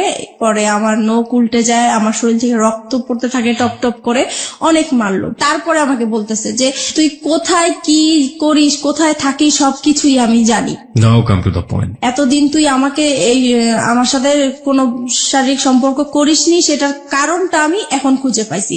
তোর বাইরেই চাহিদা মিটে আসিস, এখন আমি বুঝতে পারছি। আজকের পর থেকে তুই এই ঘর থেকে কোথাও বের হতে পারবি না, তুই এখানেই থাকবি। আমি তো প্রচুর কান্নাকাটি করতেছি, আমার কান্নাকাটি দেখে আমার বাচ্চারা ভয় পেয়ে গেছে, ওরাও কান্নাকাটি করতেছে। তারপর আমি বলতেছি যে এখন আমাকে যেতে দেন, নাহলে যে কোনো বিপদ হবে। পরে বলতেছে যে না, তোকে আমি যাইতে দিব না, তোকে আমি আটকে রাখবো। আমার মোবাইল, আমার পার্স সবকিছু লক করে দিয়ে, আমাকে পর্যন্ত লক করে দিয়ে সে কোথায় কোথায় জানি 2 দিন ঘুরে আসলো। আমাকে 2 দিন পর্যন্ত বাসায় লক করে রাখছে। আমি এদিক দিয়ে রাসেলের সাথে যোগাযোগ করতে পারছি না, কারোর সাথে যোগাযোগ করতে পারছি না। পরে 2 দিন পরে আমি বললাম যে আজকে যদি আমাকে বের হইতে না দেন তাহলে যে কোনো বিপদ আপনার হবে। আর আমার মেয়েটা বলতেছে বাবা বাবা মাকে যেতে দাও, আর মাকে মেরো না, মাকে যেতে দাও, মা যেখানে ভালো লাগে মা সেখানেই চলে যাক, তুমি মাকে আর মেরো না। তো আমার মেয়ের কথা শুনে সে আমাকে ছেড়ে দিল। তারপরে আমার মোবাইল, আমার পার্স দিল, আমি চলে আসছি। এই ফাঁকে সে কি করেছে, এই যে 2টা দিন সে যে বাইরে ছিল, সেই 2টা দিন হচ্ছে যে আমি যেই বাসায় ছিলাম সেই বাসায় এসে সে সবকিছু দেখিয়েছে। আমার বাচ্চা আছে, আমার বিয়ে হয়েছে তার সাথে, সবকিছু তাদেরকে দেখিয়ে বলছে যে সে এখন পরকীয়া করে এই লোকটার সাথে এখন থাকতেছে, আপনারা যদি আমাকে হেল্প করেন তাহলে আমি তাদেরকে একসাথে ধরতে চাই। তো আমার যে বাসায় আমি ভাড়া নিয়েছি সেই বাড়িওয়ালার ওই এলাকার কিছু বকাটে ছেলেদেরকে হাতে করেছে। তারপরে হচ্ছে আমি বলতেছে যে ও যখনই আপনার বাসায় আসবে সাথে সাথে আমাকে ফোন দিবেন, আমি চলে আসব। পরে আমি তো বাসায় যাওয়ার পরে সাথে সাথে রাসেলকে ফোন দিলাম যে তাহলে তুমি আসো বিকালে, এসে আমাকে ডিভোর্সের টাকাটা দাও, আমি ওকে ডিভোর্স দিব। তো ও পরে বিকালবেলা আসছে। এই সময় আমার বাড়িওয়ালা কি করছে, আমার হাজবেন্ডকে ফোন দিয়ে দিছে। পরে আমার হাজবেন্ড তো 2 বাচ্চাকে নিয়ে ক্যামেরা নিয়ে চলে আসছে, আমাদের ছবি তুলবে, পেপারে দিবে, এই সেই। তারপরে এই লোকজন আসলো, হুড় করে আমার বাসায় আসলো। আমি তো পুরা ভয় পেয়ে গেছি। আমি তো তাকে দেখে অবাক যে সে কিভাবে আমার বাসা চিনলো, কিভাবে আসলো। পরে আমাদের 2 জনের মোবাইল ছিল, মোবাইলটা সে হাতে করে নিয়ে গেল, মোবাইল দিল না। তারপরে রাসেলকে সে মারধর করলো। তারপরে বাড়িওয়ালা ছিল, বাড়িওয়ালারা মারধর করলো রাসেলকে, দেন আমাকেও মারধর করলো। পরে আমার মেয়েটা কান্নাকাটি শুরু করলো যে না, আমার মাকে মেরো না, আমার মাকে মেরো না। পরে আমাকে মারা বন্ধ করছে। রাসেল কি বলছিল এই মুহূর্তে? পরে রাসেলকে জিজ্ঞেস করতেছে তুমি কি একে ভালোবাসো? পরে রাসেল সেই মুহূর্তে বলতেছে হ্যাঁ, আমি ওকে ভালোবাসি। তো বলতেছে যে তুমি জানো না যে ওর হাজবেন্ড আছে, বাচ্চা আছে? পরে রাসেল বললো যে না, আমি তো জানি না তার হাজবেন্ড আছে, বাচ্চা আছে, আমি জানি না। এটা কেমন করে হয়? তুমি তার সাথে হাজবেন্ডের মতো ছিলা, তুমি তার দেখেও তো মানুষ বুঝতে পারে যে তার বিয়ে হয়েছে কিনা, বাচ্চা হয়েছে কিনা। পরে বললো যে হ্যাঁ আমি দেখেছি। তখন বলে এই তো তুমি 2 রকম কথা বলতেছো। পরে বলছে যে যাই হোক হয়েছে, আমি এখন ভালোবাসছি, এখন তুমি কি করতে চাও? পরে বলতেছে যে আমি কিছুই করতে চাই না। এখন ওই আমাদের বাড়িওয়ালার লোকেরা বলতেছে তাইলে তোমার সাথে ওর কি বিয়ে হয়েছে? এখন আমি বলতেছি হ্যাঁ আমাদের বিয়ে হয়েছে। কারণ বিয়ে হয়েছে আপনার এবং রাসেলের, কারণ আমি এখান থেকে বাঁচার জন্য বলতে চাইছি। আপনি বললেন যে রাসেলের সাথে আপনার বিয়ে হয়ে গেছে, মানে আপনার এক একজন এক এক রকমের কথা বলতেছেন, দিকবিদি হারা যাকে বলে। জি। তারপর মানে ওই মুহূর্তে কি বলবো, কি বললে বাঁচতে পারবো, এটা আসলে বুঝতে পারছি এবং না। সবকিছু হচ্ছে আপনার ছেলে মেয়েদের সামনে। জি। আপনার মেয়ের বয়স কত তখন? আর তখন আমার মেয়ের বয়স 9 বছর। কোন ক্লাসে পড়ে? তখন সে কেজি 1-এ পড়ে। ও তো মোটামুটি বোঝে তাহলে কি হচ্ছে। এবং আপনার ছেলে? আমার ছেলে তখন 2.5 বছরের। তারপরে হচ্ছে রাসেলকে জিজ্ঞেস করতেছে তোমরা কি বিয়ে করেছো? পরে আমি বলছি যে হ্যাঁ আমরা বিয়ে করেছি। তো বলছে বিয়ে করেছি তো কাগজপত্র দেখাও। তো বলছে কাগজপত্র তার সাথে নিয়ে ঘুরি না, কাগজপত্র অন্য জায়গায় আছে, আমরা পরে দেখাতে পারবো। পরে বলতেছে না এখনই দেখাইতে হবে। তো বলছে এখন তো দেখানো সম্ভব না। পরে বললো যে তুমি তোমার হাজবেন্ডকে ডিভোর্স দিছো? আমি বলছি না, ডিভোর্স দেইনি। পরে তাহলে এটা কেমন বিয়ে? ডিভোর্স দাও নাই, বিয়ে? এটা তো বিয়ে হয়নি আসলে।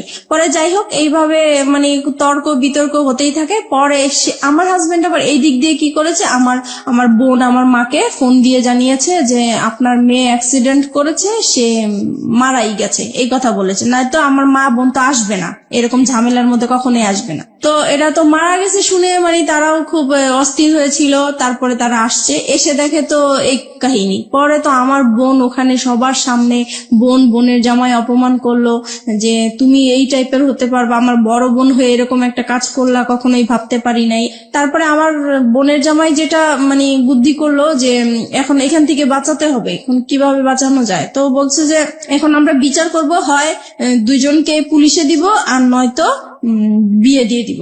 এখন রাসেল বলতেছে না আমি ওকে বিয়ে করব না। পরে বলতেছে কেন বিয়ে করবেন না, আপনার ভালোবাসছেন, এতদিন ছিলেন, কেন বিয়ে করবেন না। পরে আমি ওকে বললাম যে কি ব্যাপার তুমি এইগুলো বলছো কেন। পরে ও আমাকে একপাশে আড়ালে ডেকে বলতেছে দেখো আমার এখান থেকে বাঁচতে হবে, এখান থেকে আমি যদি বাঁচতে পারি তুমিও বাঁচবা, এখানে আমাকে তুমি হেল্প করো, আমাকে যাওয়ার জন্য তুমি হেল্প করো। তারপরে আমি ওর কথা আবারও বিশ্বাস করলাম। তারপরে আমি পরে বলতেছি না আমরা বিয়ে করব না। এখন পরে বলতেছি তাহলে আপনি কি করতে চান, আপনি কি আপনার হাজবেন্ডের কাছে ফিরে যেতে চান। আমি বলছি না আমি ওকে বিয়েও করব না, আমি হাজবেন্ডের কাছে ফিরে যাব না। বলে তাহলে কোথায় যাবেন। পরে বলছি কোথায় যাবো সেটা আমার ব্যাপার। যাই হোক এইভাবে পরে আমার ছোট বোনের জামাই বলতেছে আচ্ছা আপনারা ওকে কি করবেন করেন, আমি আমার বোনকে নিয়ে যাই, আর যেহেতু আমি গার্ডিয়ান না, তার মা আছে, তার মা অসুস্থ হয়ে গেছে, আসতে পারছে না, আমরা যাই বিচার করি না কেন আমরা বিচার করব। এইভাবে পরে রাসেলকে নাকি ওরা আড়াল করে, রাসেলকে আবার একটা রুমে ওরা লক করে রাখছে। তারপর কিছুক্ষণ পরে রাসেলকে বলতেছে তোমার অ্যাড্রেস লিখো, তোমার ফোন নাম্বার লিখো, তোমার মা বাবাকে ডাক দাও, তারা আসুক, তারপরে তারা ছুটায় নিয়ে যাক। এখন রাসেলকে অ্যাড্রেস লিখতে বলছে, রাসেল অ্যাড্রেস লিখছে। তো এখন ওরা আবার চালাকি করে বলতেছে কি যে অ্যাড্রেস একবার লিখছে, ওকে আরেকবার লিখতে দেন, মানে পরের বারও কি ঠিক লিখে কিনা বা ভুল লিখে কিনা এটার জন্য। পরের বারও দেখে যে একই রকম অ্যাড্রেস লিখছে। যাই হোক তারপরে রাসেলকে একটা রুমে লক করে রাখছে। ওই আমাদের বাড়িওয়ালাটা কি করছে, ওই রুমটাতে যে রাসেলের সাথে কি যেন ফিস করে কথা বলার পরে রাসেলকে ছেড়ে দিল। পরে মানে বাড়িওয়ালাটা এসে বলতেছে যে না আসলে ছেলের কোনো দোষ নাই, ছেলে খুব ভালোই ছিল, ছেলেকে ছেড়ে দেন। পরে রাসেলকে ছেড়ে দিল। ছেড়ে দেওয়ার পরে আস্তে আস্তে পরে বাড়িওয়ালা আমার মাথায় আবার হাত টাত বুলিয়ে বলতেছে যাও মা তুমি চলে যাও, এইভাবে তুমি বাচ্চাদেরকে ছেড়ে আসছো, তোমার লাইফ তো চলেই গেছে, এখন বাচ্চাদের জীবন, বাচ্চাদের দিকে তাকিয়ে হলেও তুমি এরকম স্বামী সংসার করতেই হবে তোমার। পরে যাই হোক আমার বোনের জামাই আমাকে নিয়ে আসলো, বাচ্চা দুইটা ওর বাবার সাথে চলে গেল, আর রাসেল তো আগেই বের হয়ে গেল। তারপরে আমি আমার মার বাসায় চলে আসলাম। এখন মার বাসায় আসার পরে আমি রাসেলকে ফোন দিলাম, পরপরই আমি রাসেলকে ফোন দিলাম যে দেখো তুমি এরকম কেন করলা, ওখানে তুমি আমাকে চিনোই না, এই না সেই না। তখন সে মানে খুব রাগী হয়ে আমাকে বলতেছে যে দেখো আমি তোমার সাথে এতদিন সম্পর্ক করছি, আমি তোমাকে সত্যিই ভালোবাসছিলাম, কিন্তু তোমার জন্য আমি এত বড় অপমান হবো আমি কখনোই কল্পনা করতে পারি নাই। আজ পর্যন্ত আমার মা আমাকে তুই করেও বলে নাই, মারবে তো দূরের কথা, আর সেইখানে আমি তোমার জন্য রাস্তার মানুষের কাছে মার খেয়েছি, বকা খেয়েছি। আমি আর তোমার সাথে কোনো রকমই সম্পর্ক করব না, তুমি তোমার মতো চলো, আমি আমার মতো চলি। তো আমি বলছি দেখো এখন তোমার জন্য আমি রাস্তায় বের হয়েছি, আজকে আমার ঘর ছাড়লাম, সন্তান ছাড়লাম, তাহলে এখন আমি কোথায় যাব। বলতেছে তুমি কোথায় যাবা, কি করবে, একান্তই তোমার ব্যাপার, আমি আর তোমার সাথে নাই। আপনি এগেইন এই সেন্টেন্সটা রিপিট করেন, আপনি কি বললেন? তোমার জন্য? বলতেছে তোমার জন্য আমি ঘর ছাড়লাম, সংসার ছাড়লাম, সন্তানদেরকে ছেড়ে তোমার আশায় আমি রাস্তায় বের হলাম, এখন তুমি বলতেছো যে তুমি আমাকে চিনো না, আমার দায়িত্ব নিবা না, তাহলে আমি এখন কোথায় যাব।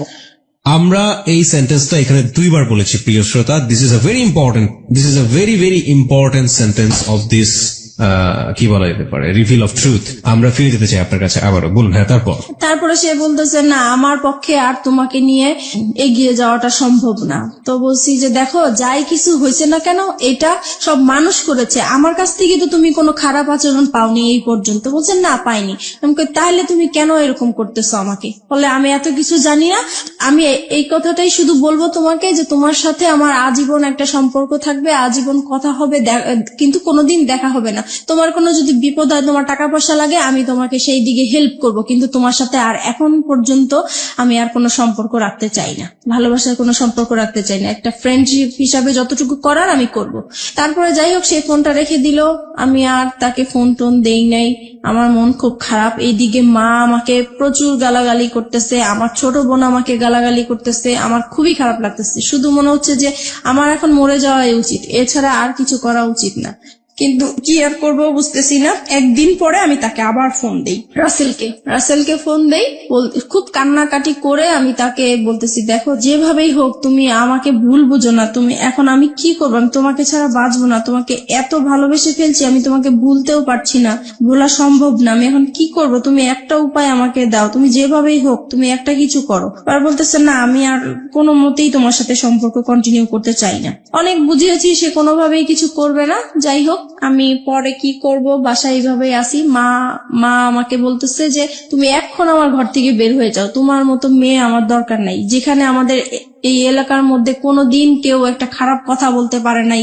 আজকে তোমার জন্য এলাকা তোমার হাজবেন্ড যখন আইসা বলছে যে তুমি মারা গেছো, আমি রাস্তায় ছিলাম, সেই রাস্তার মধ্যে আমি অজ্ঞান হয়ে পড়ে গেছি, সেখানে মানুষজন জিজ্ঞেস করছে কেন এরকম হয়েছে, সবাই জেনে গেছে, এখন আমি এই মুখ আমি কিভাবে দেখাবো, তোমার জন্য আজকে আমি এত অপমান হলাম, আমি তোমার মতো মেয়ে আমার দরকার নাই, এরকম বললো। পরে এখন আমি ভাবছি কি মার রাগ উঠেছে, হয়তো রাগ কমে গেলে পরে ঠিক হয়ে যাবে, কিন্তু না, একদিন দুদিন হয়ে গেল সে আমার সাথে কোনো কথাও বলে না, আমি খেয়েছি কিনা সেটাও জিজ্ঞেস করে না। পরে আমার কাছে খুবই খারাপ লাগলো। পরের দিন সকালবেলা সে কি করলো, আমার যত জিনিসপত্র আছে সবই সে ঘর থেকে বের করে দিল। এখন আমাকেও বলতেছে যে এখন বের হয়ে যাওয়ার জন্য। পরে শেষ মুহূর্তে আমি আবার রাসেলকে ফোন দিলাম যে দেখো আমি তো মার বাসায় আশ্রয় নিলাম, এখন মাও আমাকে বের করে দিচ্ছে, এখন আমি কি করব? বলে তুমি কি করবে এটা তোমার ব্যাপার, তুমি আজকের পর থেকে আমাকে আর ফোন দিবা না। তারপরে এইভাবে এখন আমি কি করব, পরে শেষ পর্যন্ত আমি আমার হাজবেন্ডকে ফোন দিলাম। এখন চিন্তা করলাম যে আমার তো আর কোথাও যাওয়ার জায়গা নাই, এখন আমার সেইখানে ছাড়া আর কোথাও যাওয়ার জায়গা নাই, কি করব এখন? পরে ওকে ফোন দিলাম, ও বলতেছে যে তুমি এখন কি করতে চাও? এখন বলছি যে আমি আপনার সংসারে ফিরে যেতে চাই। বলছে যে ঠিক আছে তাহলে আসো, তোমার জন্য তো আমার রাস্তা সবসময় খোলা। তখন আমি বলছি যে একটা শর্ত আছে। বলতেছি কি শর্ত? আমি বলছি কি আপনার সাথে আমি মানে যাব, আবার নতুন করে সংসার করব, ঠিক আছে, কিন্তু আমি আপনার সাথে কোনো স্বামী স্ত্রী সম্পর্ক রাখতে পারবো না। পরে বলছে এটা কেমন কথা, মানে হাজবেন্ড ওয়াইফ থাকবো, সবাই জানবে, অথচ তোমার আর আমার মাঝে স্বামী স্ত্রী কোনো সম্পর্কই থাকবে না, এটা তো হবে না। পরে আমি বলছি না, এটা যদি মেনে নেন তাহলে আমি আপনার সংসারে ফিরে যাবো, নাহলে যাবো না। পরে সে বললো যে ঠিক আছে আমি রাজি। এখন সে হুট করে রাজি হয়ে গেল। যাই হোক, আমি যে উকিলের কাছে গিয়েছিলাম ডিভোর্সের জন্য, সেখানে যে আবার ক্যান্সেল করলাম, দুইজনে গেলাম, পরামর্শ নিলাম। উকিল বলল যে তোমরা ভালো হয়ে চলো, যে কোনো বিপদ হলে আমাকে আবার ফোন দিও। এত কিছুর পরও আপনার হাজবেন্ড আপনাকে মানলো, মেনে নিল। এবং এই মেনে নেওয়াটাকে আপনি ওই মুহূর্তে কি হিসেবে দেখেছেন? ওই মুহূর্তে দেখেছি যে না, আসলে সেই ভালো, আমি যত অন্যায় করেছি কিন্তু সে তো আমাকে মেনে এবং নিয়েছে। আপনি এমন একটা কন্ডিশন তাকে দিলেন যেটা কোনো হাজবেন্ডই কখনোই মানবে না। আপনি সেই কন্ডিশনও সে মেনে নিল এত কিছুর পরে। জি। তারপরে গেলাম। তারপরে যাওয়ার পর থেকে এখন যেটা হয়েছে যে আগে আমি যত তার কাছ থেকে অবহেলা, অত্যাচার, টর্চারিং যা পেয়েছি, এখন দ্বিগুণ সে বেড়ে গেল।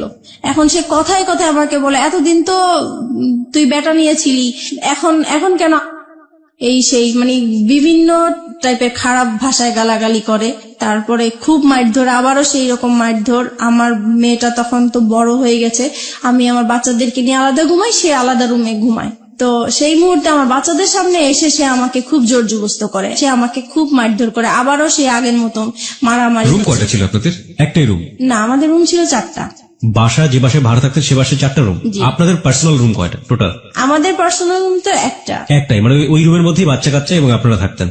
না, আমি আমার বাচ্চাদেরকে নিয়ে থাকতাম আর ও আলাদা রুমে থাকতাম। তার মানে 2টা রুম ছিল আপনাদের? তাহলে এই যে এই কাজগুলো যখন হয় বা এরকম যখন, তখন বাচ্চা কাচ্চাদের সামনে মারধর কেন করবে, বা বাচ্চা কাচ্চাদের সামনেই কেন এই ডিমান্ড গুলো আসবে? সে মানে আমাকে বলতো তার রুমে যাওয়ার জন্য, আমি যেতাম না, তাই তখন আপনার রুমে চলে আসতো? আমার রুমে চলে আসতো।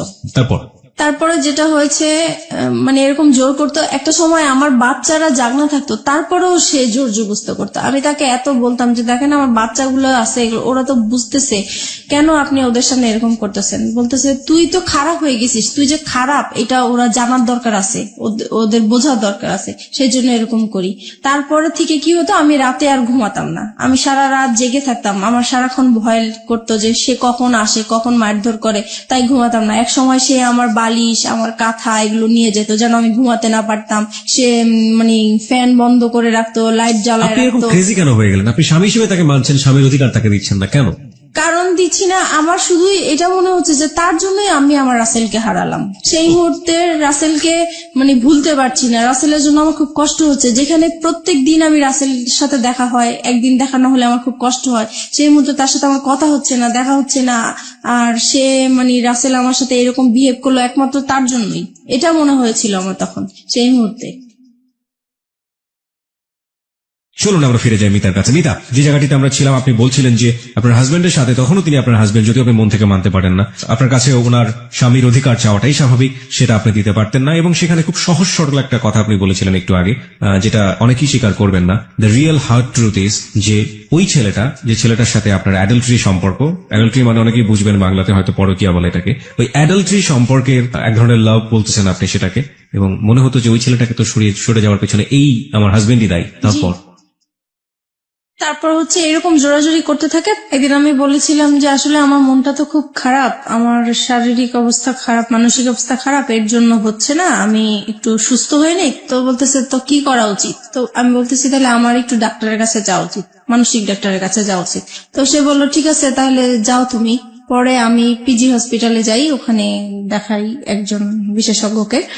তারপরে সব কথাই উনাকে বললাম, উনি আমাকে প্রেসক্রিপশন করে দিল, আমাকে নিতে বললো। আমি ওই হসপিটালে গিয়েছিলাম, তো ওখানে জ্যামের জন্য আমি কিছু সময় আর কি ব্যয় হয়েছে আমার, তো আসতে দেরি হচ্ছিল। আমাকে ফোনের উপরে ফোন করে যাচ্ছে, ফোনের উপর ফোন করে যাচ্ছে। তো আমি বলতেছি আমি তো জ্যামে পড়ে আছি, এজন্য আসতে দেরি হয়েছে। পরে যাই হোক বাসায় আসলাম, আসার পরে সে কি করলো, আমাকে টেনে নিয়ে অন্য একটা তার রুমে নিয়ে গেল, নিয়ে যে আমার মানে যে কাপড় চোপড় যা আছে সব খুলে আমাকে চেক করতে লাগলো। তো আমি বললাম কি ব্যাপার, আপনি এরকম করছেন কেন? বলতেছে তুই এত দেরি করলি কেন, নিশ্চয়ই তুই কারোর সাথে কিছু করে আসছিস, সেটাই আমি চেক করছি। তখন এইভাবে আর কি পরে আরো অশান্তি, সেই দিন আমাকে খুব মারধর করলো। পরে আমি চিন্তা করলাম যে না আমি আর থাকবো না, কিন্তু থাকবো না তো কোথায় যাব বুঝতেছি না। পরে সেদিন রাতে আবার সে কোথায় জানি ছিল, বাসায় আসা নেই। পরে সেদিন রাতে আমি আবার মনে হলো যে আমি একটু রাসেলকে ফোন দিই, একটু ট্রাই করে দেখি পরে আমার কাছে একটা ফোন ছিল, আমি লুকিয়ে রাখছিলাম ওইটা। আমার তো এমনিতে ফোন টোন সব নিয়ে গেছে, তারপরে যেটা ছিল সেটা আমি লুকিয়ে রাখছি, ওইটা বের করে আমার আলাদা একটা সিম ছিল, ওইটা দিয়ে আমি রাসেলকে ফোন দিয়েছি। পরে ফোন দেওয়ার পরে রাসেল কি করলো, মানে খুব কান্নাকাটি, মানে কান্না কান্না কণ্ঠে সে আমার সাথে কথা বললো, আর আমি তো কান্না করতেছি। পরে আমি বলতেছি যে কি ব্যাপার, কেমন আছো? তো সে বলতেছে যে আমি তো ভালো নাই, তোমাকে ছাড়া আমি কিভাবে ভালো থাকবো? তো এটা শুনে আমার আরো বেশি কান্না হলো, কারণ তার প্রতি এখনো আমার ভালোবাসা আছে। তো আমি বলছি কি ব্যাপার, তুমি এরকম কথা বলছো কেন? তোমার জন্যই তো আজকে আমি এখানে চলে আসছি, তুমি কেন এই ধরনের কথা বলতেছো? বলে যে আমি তো তখন বুঝতে পারি নাই, তুমি চলে গেলে আমার এতটা কষ্ট হবে, আমি আসলেই খুব কষ্টে আছি। তো বলছি দেখো আমিও তো কষ্টে আছি, আগে যেরকম যন্ত্রণা করতো তার চাইতে এখন আরো বেশি বেড়ে গেছে, তাই আমি থাকতে পারছি না। পরে বলতেছে তাহলে তুমি এক কাজ করো, তুমি আর একটা মাস থাকো, একটা মাস পরে আমি তোমাকে যে কোনো একটা কিছু করব। তো আমি বলছি দেখো আমার কাছে, আমি যদি একটা মাস থাকি তাহলে আমার এখানে লাশ বের হবে, আমি আর থাকবো না, ও যেভাবে আমাকে টর্চার করতেছে। পরে বলতেছে তাহলে তুমি কি করতে চাও? এখন আমি বলছি কি দেখো আমি ওকে আজকেই বের হয়ে যেতে চাই, বের হয়ে ওকে আমি একটা ডিভোর্স দিয়ে দিব সাথে সাথেই।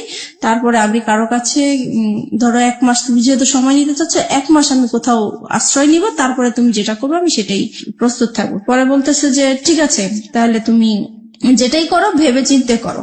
পরে আমি কি করলাম, পরে আমি এখন বের হয়ে যাব। পরের দিন চিন্তা করছি, কাপড় চোপড় নিয়েছি, মানে পড়েছি। এখন সে আমার পার্স আর মোবাইল তো আটকে রাখছে, আমি তো নাম্বার টাম্বার কারোর সাথে যোগাযোগ করবো বা কিছু সেই রকম কোনো ব্যবস্থা নাই। পরে আমি বলতেছি আমার পার্স দেন, আমি একটু বাইরে যাব। সে বলে বাইরে কোথায়? আমি বাইরে আমার একটু কাজ আছে, আমি যাবো। সে আমাকে যেতেই দিবে না। পরে এটা নিয়ে অনেক মারধর হইলো।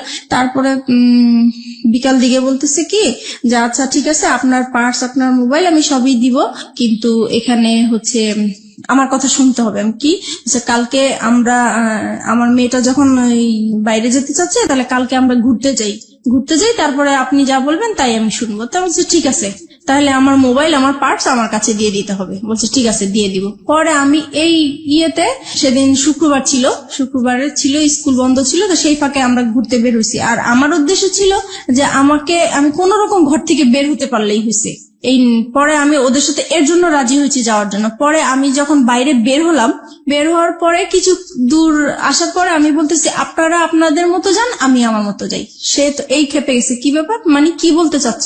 আমি বলছি আমি আর আপনাদের সাথে যাব না। কোথায় যাবো? আমি আমার মতো যাব। কোথায় যাবো? আমি যেখানেই যাই, আমি আপনার সাথে আর যাবো না, আপনার সাথে থাকবো না। এই বলার পরে সে রাস্তা, তো তখন জুম্মাবার ছিল, শুক্রবার, সবাই নামাজ পড়ে আসতেছে। এই সময় আমাকে রাস্তার মধ্যে অনেক মারধর করলো। আর রাস্তার মানুষ নামাজ পড়তেছে, পড়ে যাচ্ছে, সবাইকে আমি মানে এত কান্নাকাটি করে বললাম যে আমাকে একটু হেল্প করার, কেউ আমার দিকে মানে সাহায্যের হাত বাড়িয়ে দিল না। সবাই শুধু বললো যে আপনারা স্বামী স্ত্রী ঝগড়া করছেন, বাসায় যে করেন, এটা বাহিরে নিয়ে আসেন না, মানুষ খারাপ বলছে। কিন্তু আমি যে বাসায় কতটা অত্যাচার হচ্ছি সেটা তো মানুষ বুঝতেছে না। আমি বলার চেষ্টা করতেছি, কেউ আমাকে মানে হেল্প করতে চাচ্ছে না। যাই হোক, তারপরে পরে আমি বললাম যে ঠিক আছে, আমি আসলে যাচ্ছি আমার অ্যাডভোকেটের কাছে, আমাকে যেতে দেন।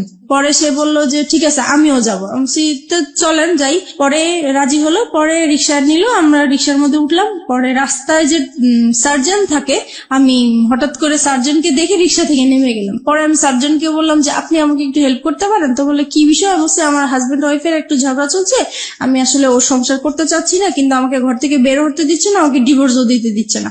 পরে বলছে যে এটা তো আসলে ফ্যামিলি সমস্যা, এটা তো আমরা কিছু করতে পারি না। আমি বলছি না, আমি আসলে ওর সাথে কোনো মতেই যাবো না, আপনি যে কোনো আমাকে একটা হেল্প করেন। পরে ওনারা সেটা হচ্ছে রামপুরা থানার এরিয়াতে, তখন সে থানায় ফোন দিয়েছে। পরে থানা থেকে গাড়ি আসছে, পরে আমাকে নিয়ে গেছে থানায়। পরে থানায় যাওয়ার পরে আমার বাচ্চারাও আমার সাথে ছিল।